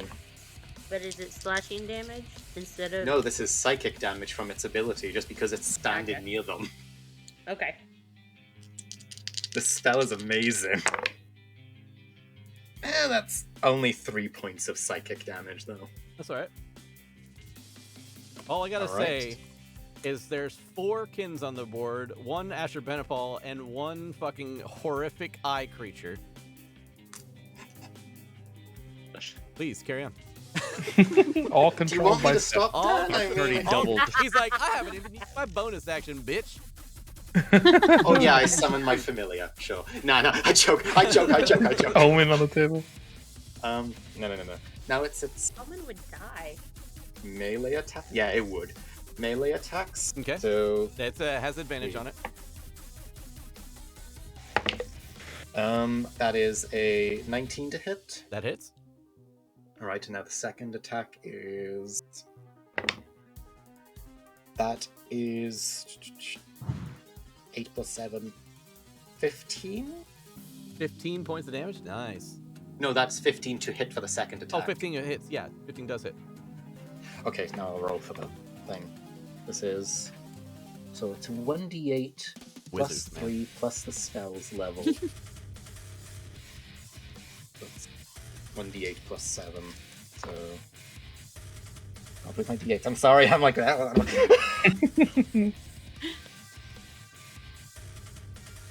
Let's see. I just imagine Kin Rava like summoning and doing all this stuff and being like flustered while she's doing it. She's like taking care of everything at once. Yeah, just Yeah, track pretty all these much. different things. Like, yeah, you over there, do this, do this.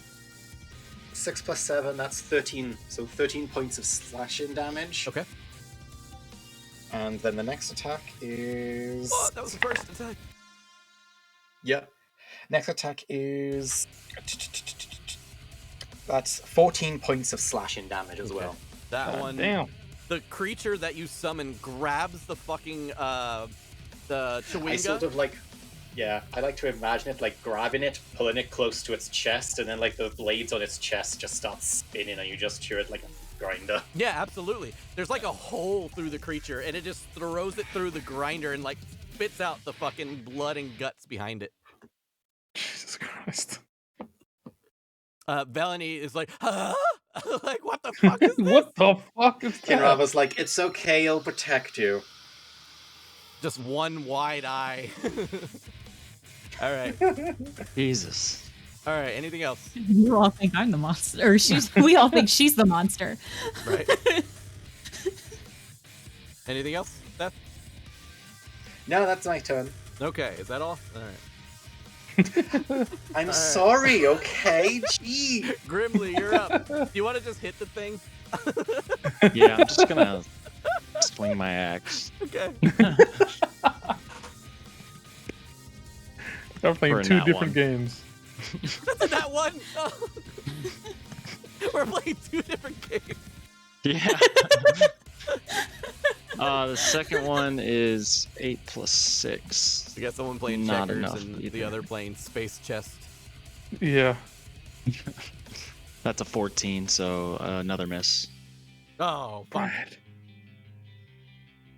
Just gonna hang out there. We're just gonna hang out here. All right. Grimly chopping for trees, and the Chwing is just dodging in and out. Cursing at these little Yeah, creepy things. little shits. Okay. Next up, that is going to be Leoden. You're up. Okay, so seeing that everybody isn't doing so hot, or at least I think everyone's gotten hit, I am going to. You are really the only one that's been hit. You and I think Percy. we're all good. You and Percy and Velany. Yeah. Oh, I want to give it to Percy, and I was actually gonna heal Velany, and I know Alana's been hit. A lot of us all- But your temporary hit points have been keeping me at full. she's All so of my much, damage, and I'm still at 78. she's so much reduced That's damage that literally it hilarious. hasn't even broken through her shield yet.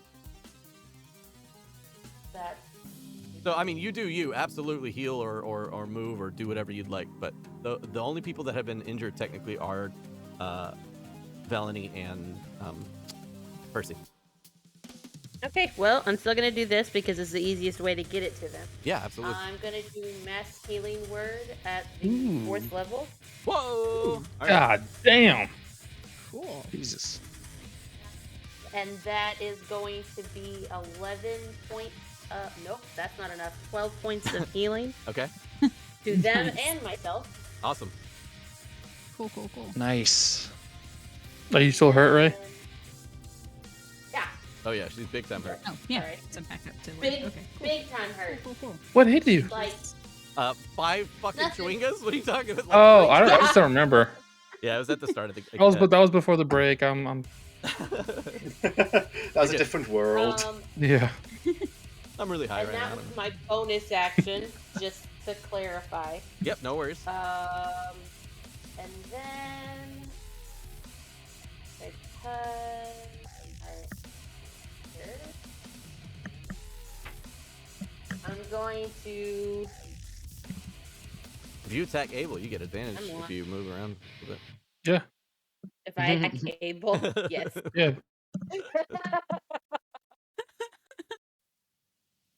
I'm gonna come there. All right. And I'm going to attack that Chwinga. Go for it. You have Oh, advantage. nice. Let's go. That's a nat 20. Damn. Let's go. Here. So it's really a 26 to hit him. Yeah, that'll do it. Trey Lee Aw.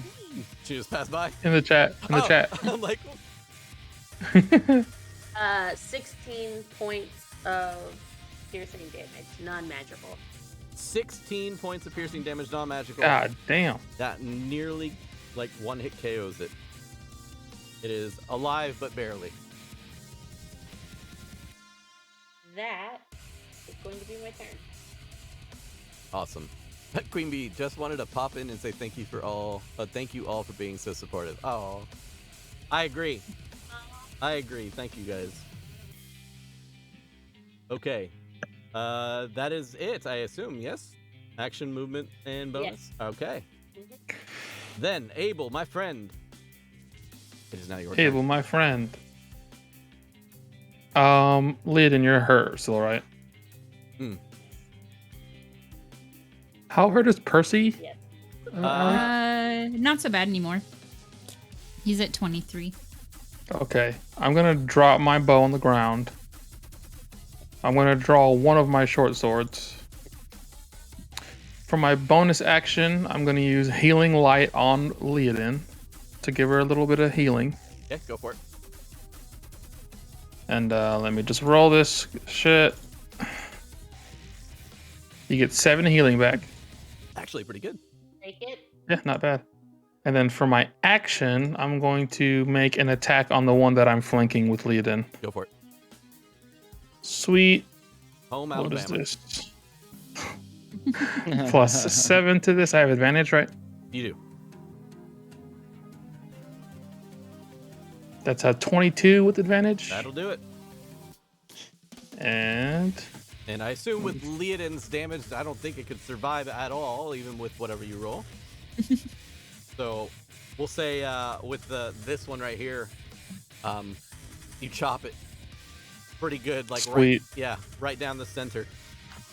And Yeah, for right some as, reason, everybody else was all creeping out and doing weird shit. This one doesn't do anything. It just fucking dies. it just dies like a normal creature. Yeah. And then I'll swing around to the other one that's above me. To the north. Okay. To the north. Ooh, 12 misses. 12 misses. This one sees you kill its friend and like just ducks into the snow until your turn is over. All right. That is my turn. Okay. Next up, we have Bellany, and Bellany will do the same thing to try and get some hit points back. She will use Vampiric Touch again. That is that enough to hit? What's the... Bellany? 15. Oh. Yeah, she barely hits. Nice. And then that is 3d6. Boom, boom. 3d6 will give us a total of 14, and she heals for 7. Not bad, not bad. Actually, just enough to get her right back up to max. Nice. That thing dies. We're untouchable. We're immortal. Yeah, for sure. I don't want to test that. We're invincible. Has that thing moved yet? Leodin's literally at 1 HP, but yeah, totally. No, she's fine. She was, but okay. I was at 2. You were at 2? How did I miss Yes. this damage that happened to you? Yeah, it was a fuck Because ton. I was hit 3 times and they all And did then I one think amount and cold. I think a natural as well. And a nat Oh 20. yeah, one was a nat 20. So I totally missed that.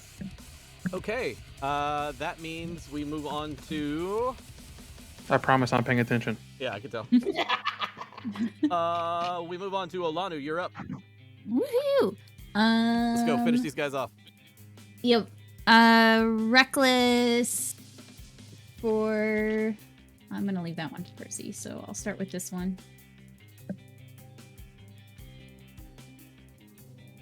17... 25 to hit. Oh God, yeah, that hits. I'm like, math. Oh, okay. Jeez. This one.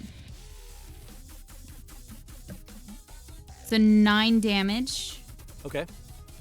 And then You wanted the catty corner to you? yeah, Okay. and it's still standing. I'm assuming. Fucking barely, yeah. Okay. Yep. I'll go for it again. Okay.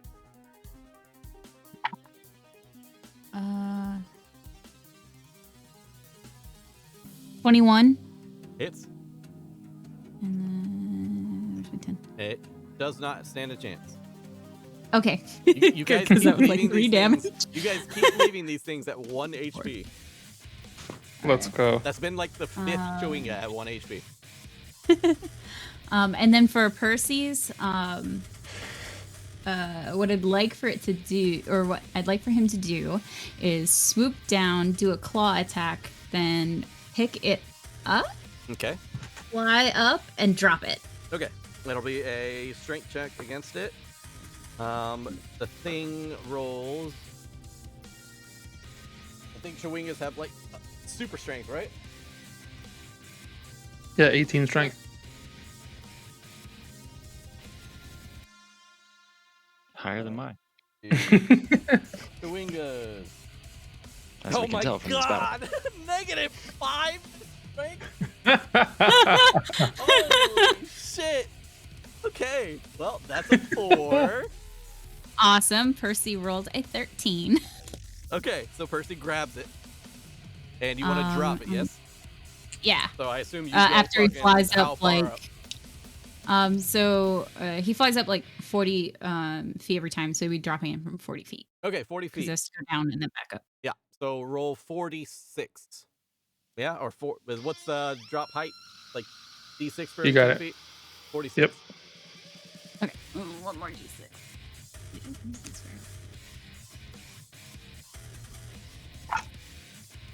Nice.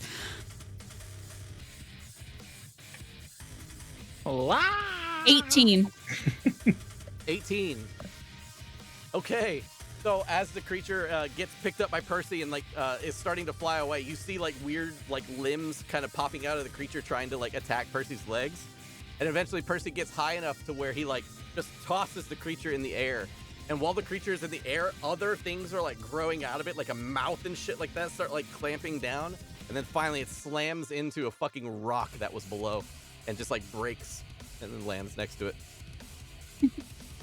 Victory squawk. Victory squad! All right. That it for you guys? Okay.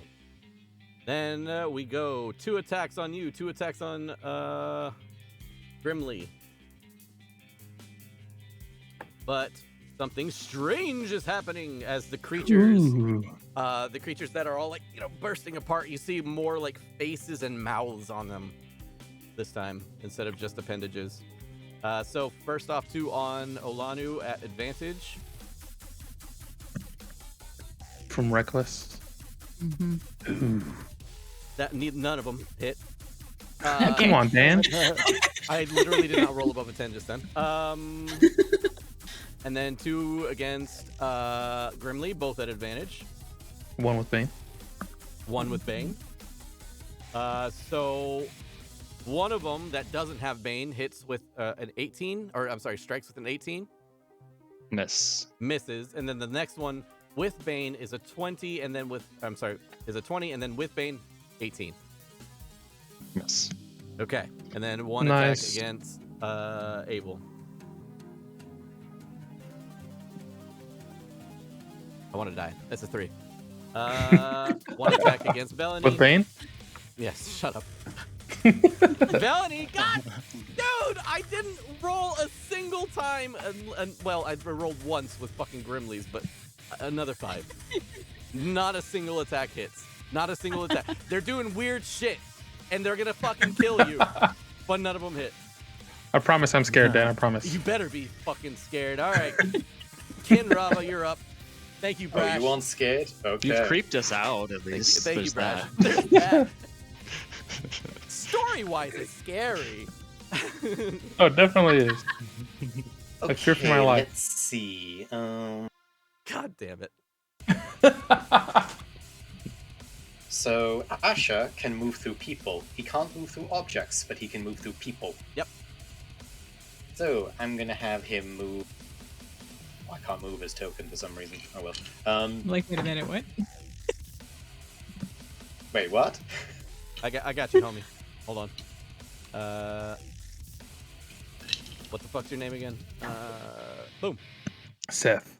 There you go. Oh, thank can you. move now. Asher is going to move into this area by passing through Grimly. Grimly, you're like literally attacking and shit, and all of a sudden, like a black, inky fucking form flows through you, and it is the most fucking awkward and horrible. Straight out of your nightmares. Yeah, it leaves. Yeah, it like it's gonna- leaves your body, and you like have like a fucking all over body tingle.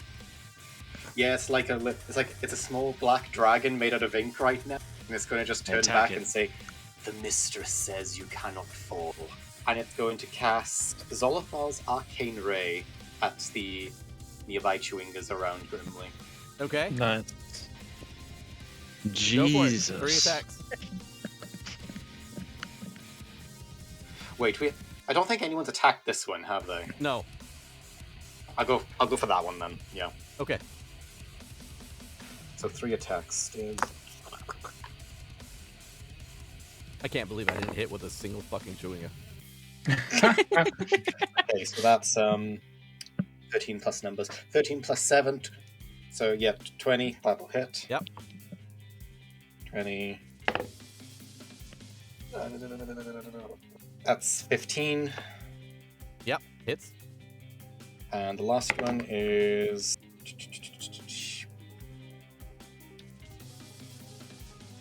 That was a 19. Sorry, my brain is. No, it's fine. Yeah, all three. All three. I can see your brain working. I'm like, oh guys!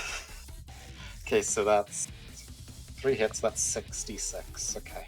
Steam starts to slowly pour from his ears. I know, his eyes just start flickering back and forth. Okay, I've got a lot I need to do, okay? You leave me Hand alone. inside of his head. How And many did this to characters are you yourself? controlling, Abel? a bunch of little Seths at Okay, computers. so that's I 25 know. points of force damage. 25! Hey, at Yep. least you didn't leave him at fucking 0. The hits strike him and like blow him to pieces as like each one of them like knocks more pieces off of him. Nice. And then Kinrava's going to turn around and just say, show them true. Yeah. He turns around, he's like, And this thing, since it's the end of Kinrava's turn and the start of its turn, it's going to use its teleport ability, because it has one, sure, of course, why not? to sink into the snow and then pop up behind this Chewinga, like these assholes have been doing. Yep. Except like this creature like bends over backwards and like dives into the snow like very Jesus like Christ. rubber banded. Yeah, there's like a portal under it that looks like Starry Night Sky Yep. and the void of space. Oh, like Dragon Age Inquisition, those tall, creepy assholes. Yes. Yeah. Yes, those ones. Ugh. And then he like And Those he, tall, like, creepy he assholes. like claws his way out of the teleport. And that is a 17. Yep. And the next attack And is. these have advantage. Oh, that's. I'll roll again then. So, yeah, that's a 24 for the second one. Okay, both hit. Alrighty.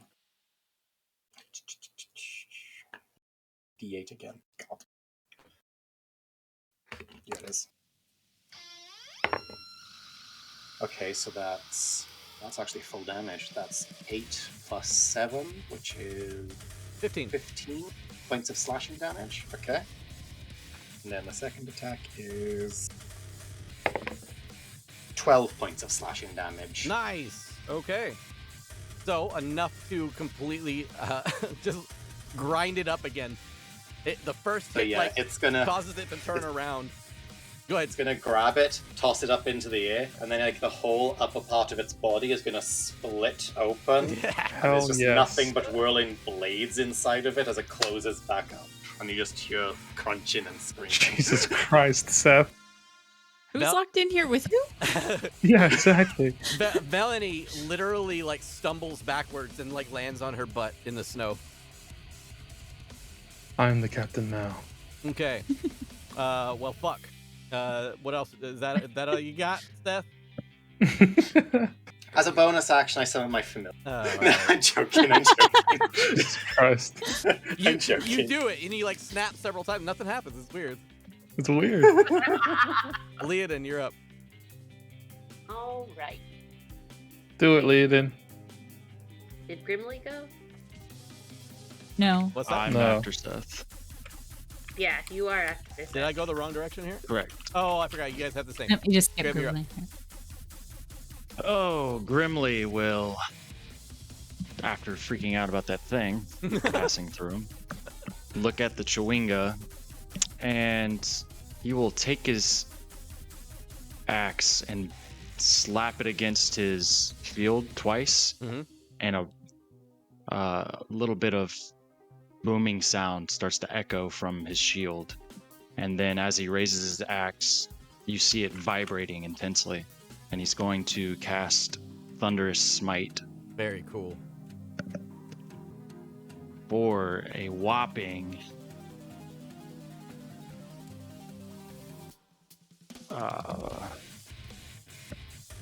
24 to hit. 24 hit. And let's see, Thunderous Smite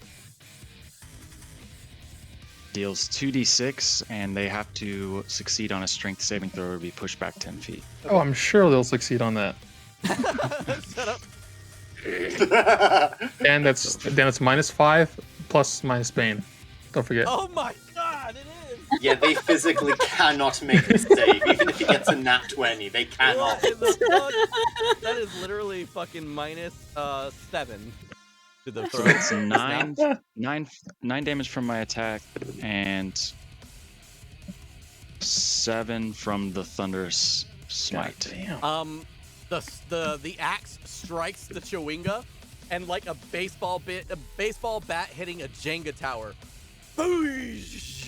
Just fucking pieces of this thing go flying off into the snow. So after that first attack, I'll move up to the Chwinga next to Alanu Yeah, right on. and take a second attack Go on for it. And that misses. For In a miss. Plus 2 plus numbers. Got it. All right. Now you may go. My bad. Lead in. Okay. Is the one that lured us here one of the ones that is still alive? And can I know which one it is? Roll a d20. Another 18. You've got to be shitting me. I'm really he's, not. He's still alive. Okay. Do I know which one he is out of this crew? Sure. It's the one that Grimly is trying to hit. Great. So I'm just gonna move my happy little self right there. I'm And I going wanna to stare it strangle in the it. face. Yes, pretty much. From this distance. No, Yeah. but I'm gonna look at it and I'm gonna cast Dissonant Whispers at the second level. Okay. So I need him to make a Wisdom saving throw. Do you have this Chwinga's whole backstory, Dan? I got it. So that you I'm can. ready. I'm Okay. ready for this. I'm ready, dude. I'm ready. I'm ready. 7. Okay, so it fails. Yeah. 4d6. You think I don't have a fucking backstory? You are sorely mistaken, my friend. Why are you so mad? That It was is, a joke, Dan. 21 psychic damage. Jeeps. You know what? Nice. Just because you fucking made fun of me for not having a backstory, we are. Hold on. Oh, hold on. Where the fuck is the search feature here?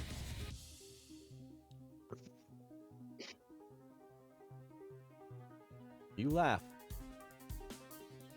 Why did it? There it is. Good old Dan does have a backstory. Good old Dan. Okay, so I don't give a shit if it has 3 HP left. It dies. But Yes! as you cast Dissonant Whispers on it, cut to the creepy features of the mask kind of moving back and forth, and we zoom into the eyes of the creature. And as the eyes of the creature kind of like send a weird Fey-like visage back to you, like almost like rainbow, like looking through a kaleidoscope kind of thing. You notice that there is a large group of Chwinga with that are just normal Chwinga that come up to a large black crystal in the snow. And as the Chwinga find it, they start to like move around it, and you start to see creatures, or the Chwinga start to really be weird and shit like that. And all of a sudden, they start to lose their minds. And after like a series of like shot, cut to, killing different animals and creatures and the human and stuff like that, you cut to a scene where they're like ripping it to shreds and opening it and like pulling out their intestines and everything like that, rubbing the blood all over them, until finally it pulls out. And you see that the Chwinga is dead in front of you. Hell yeah. Like Abel. Yeah, just like Abel. Chardolin. Wait, what was that, a vision? And that was Dissonant Whispers cutting into the creature's mind and dissecting it from the inside. All right, what else So are you doing? good. Well, Kitten's really vicious when she attacks. Yeah, I'll say. Yeah, she sends She them wants the them to therapy. remember all of their most horrible memories. Yeah. Okay, for those newcomers. That's all I'm gonna do. Okay, that's it. You know, just have one of these things have an existential crisis. Moving on to... And die. Abel. Abel. The man himself? The man himself, the myth, the legend. All right, Abel is going to take a 5-foot step there. Okay. The creature attacks. Aha! Did I hit? 19? Yeah, that hits. Oh, with Bane. Would you do Bane? Fuck. It hits regardless. Oh, okay. It hits regardless. 15, Oh, wait, no, wait, 15? my AC is one higher now.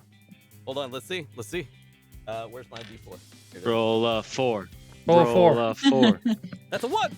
Fuck it. Okay, you said it. All right, so what happens is Ew. the creature like sees you moving away and immediately like snaps its spine in two and like bends down on all four and then jumps at you like a spider crab and then latches onto your face and starts to drill into your face with its teeth. Jesus Christ, Daniel. Sorry. Absolutely not. God. So with that, What's wrong with you, my man? You ever play Dead Space, Trey? Oh, I love Dead Space. okay, you take 5 points of piercing damage Ooh, I'm dead. and 3 points of psychic damage, as this is fucking horrifying. Ooh. Then now you have a chest All right. baby. And it's currently attached to your face. Okay. As I step away, it jumps onto my face. I'm going to drop the short sword. Yeah. And no, I'm just going to do this anyways. I'm probably going to miss with this, but that's all right. You've made describing what I want to do very odd. There you go. You've given me a challenge of how to describe this, and I'm not sure how to do it. Let's hear it, Mr. I hope you have a background. Let's go.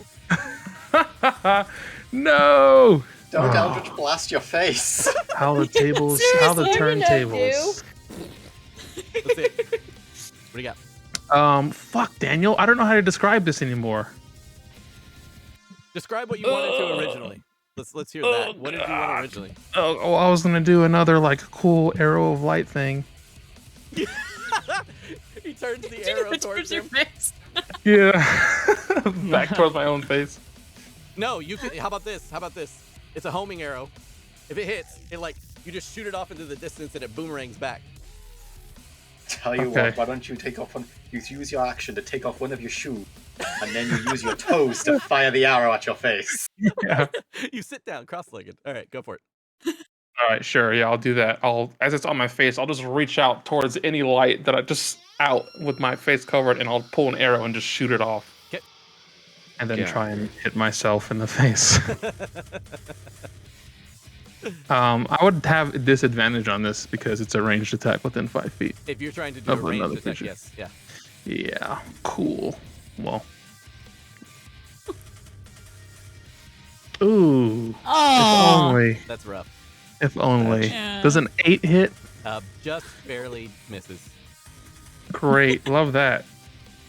I think that's all I got. The light arrow streaks off into the distance. Yeah, we'll say that I was pulling the arrow as I was stepping away and it jumps on my face and I just fucking lose the spell. Yeah, that's actually really cool sounding. All right. That's my turn. What a Okay. great turn from Abel. I mean, it only tops Olanu missing 4 attacks in a row, and then Oh, yeah. Grimly Yeah. missing another Totally. 3 attacks in a row. Okay, it's been a fucking terrible fight for you guys. Velany is Same going little things. to freak the fuck out. Hold on. She holds herself together.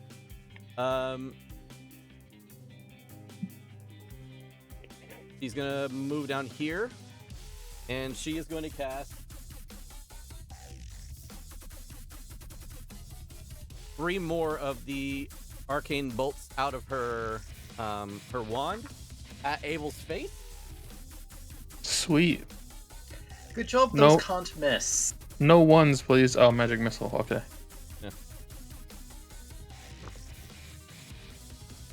Okay, so that is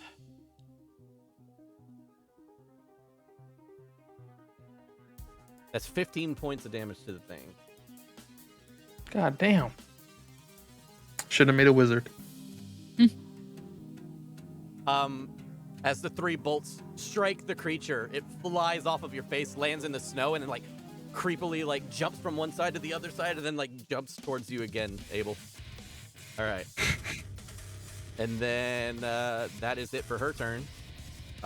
We move on to Olanu. Yay. Smack it Yeah, do the thing. recklessly.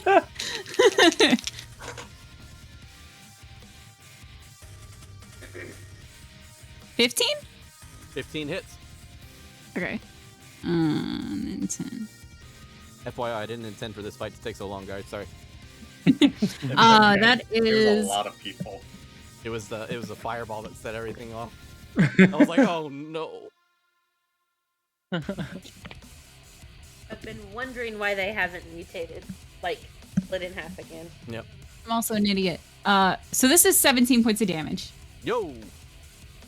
Because I haven't been adding my +4 from my strength modifier to any of my attacks. I did that with my first. Have you been adding your rage first one. damage? I've just been adding the 1 in the rage damage. Oh, Jeez. I was just like, wait a minute, why?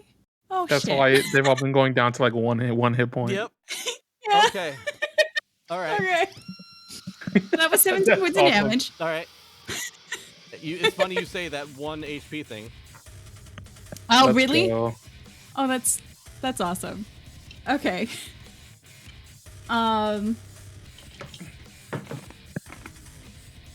She's gonna leave this one for Percy.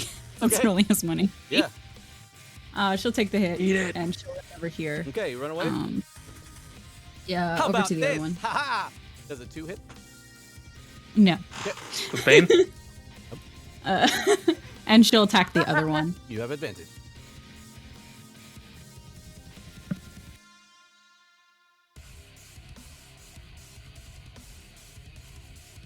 Does a 22 hit? Sure does. just misses. Yeah. 10 points of damage. 10 points of damage. Okay, just enough. Okay, Olanu, how would you like to do this?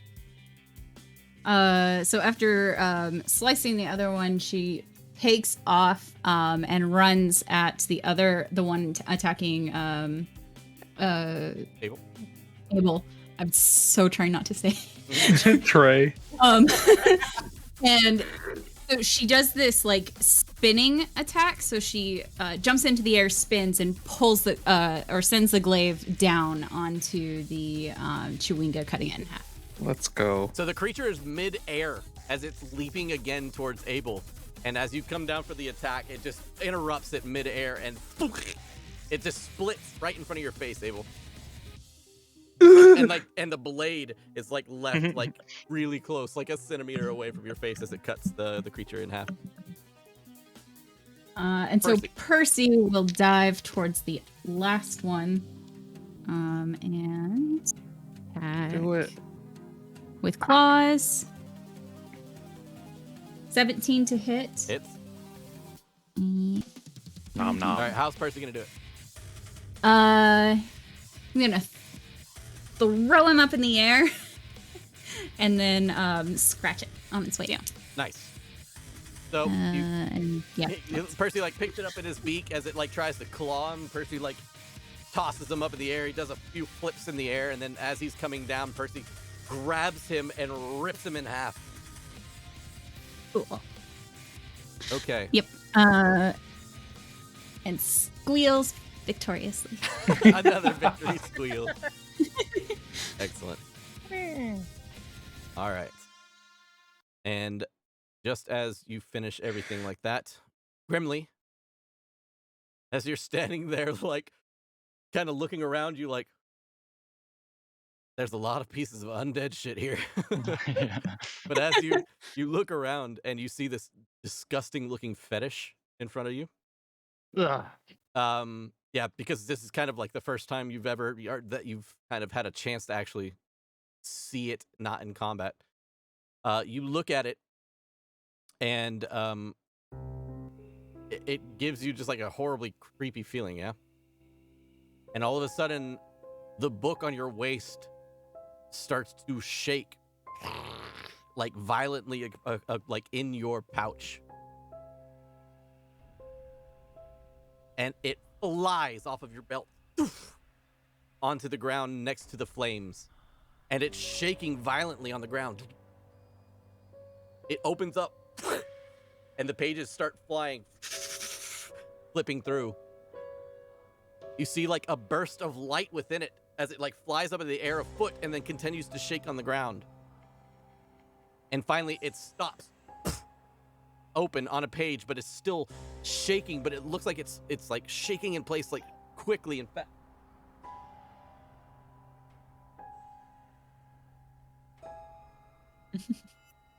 It's shaking like violently on the ground. Uh-oh. Okay, and as it shakes violently on the ground and opens up to a page, you get a good vision, or you get a good sight of what you see now. And strangely enough, as you're looking at the journal, you see this. Shit. Ugh. And on the page, you see some strange image vibrating violently. Light shining from the whatever it is. You just see a light kind of emanating from it, like a greenish white light coming from it. The pages have been stained with some weird dark blood. All of a sudden, your book, like a golden white light, whoosh, flashes, almost like a flashbulb from a camera, but like 20-fold. Everybody else that is looking at this like gets blinded for a second, and the book whew, slams shut and tosses itself into the fire.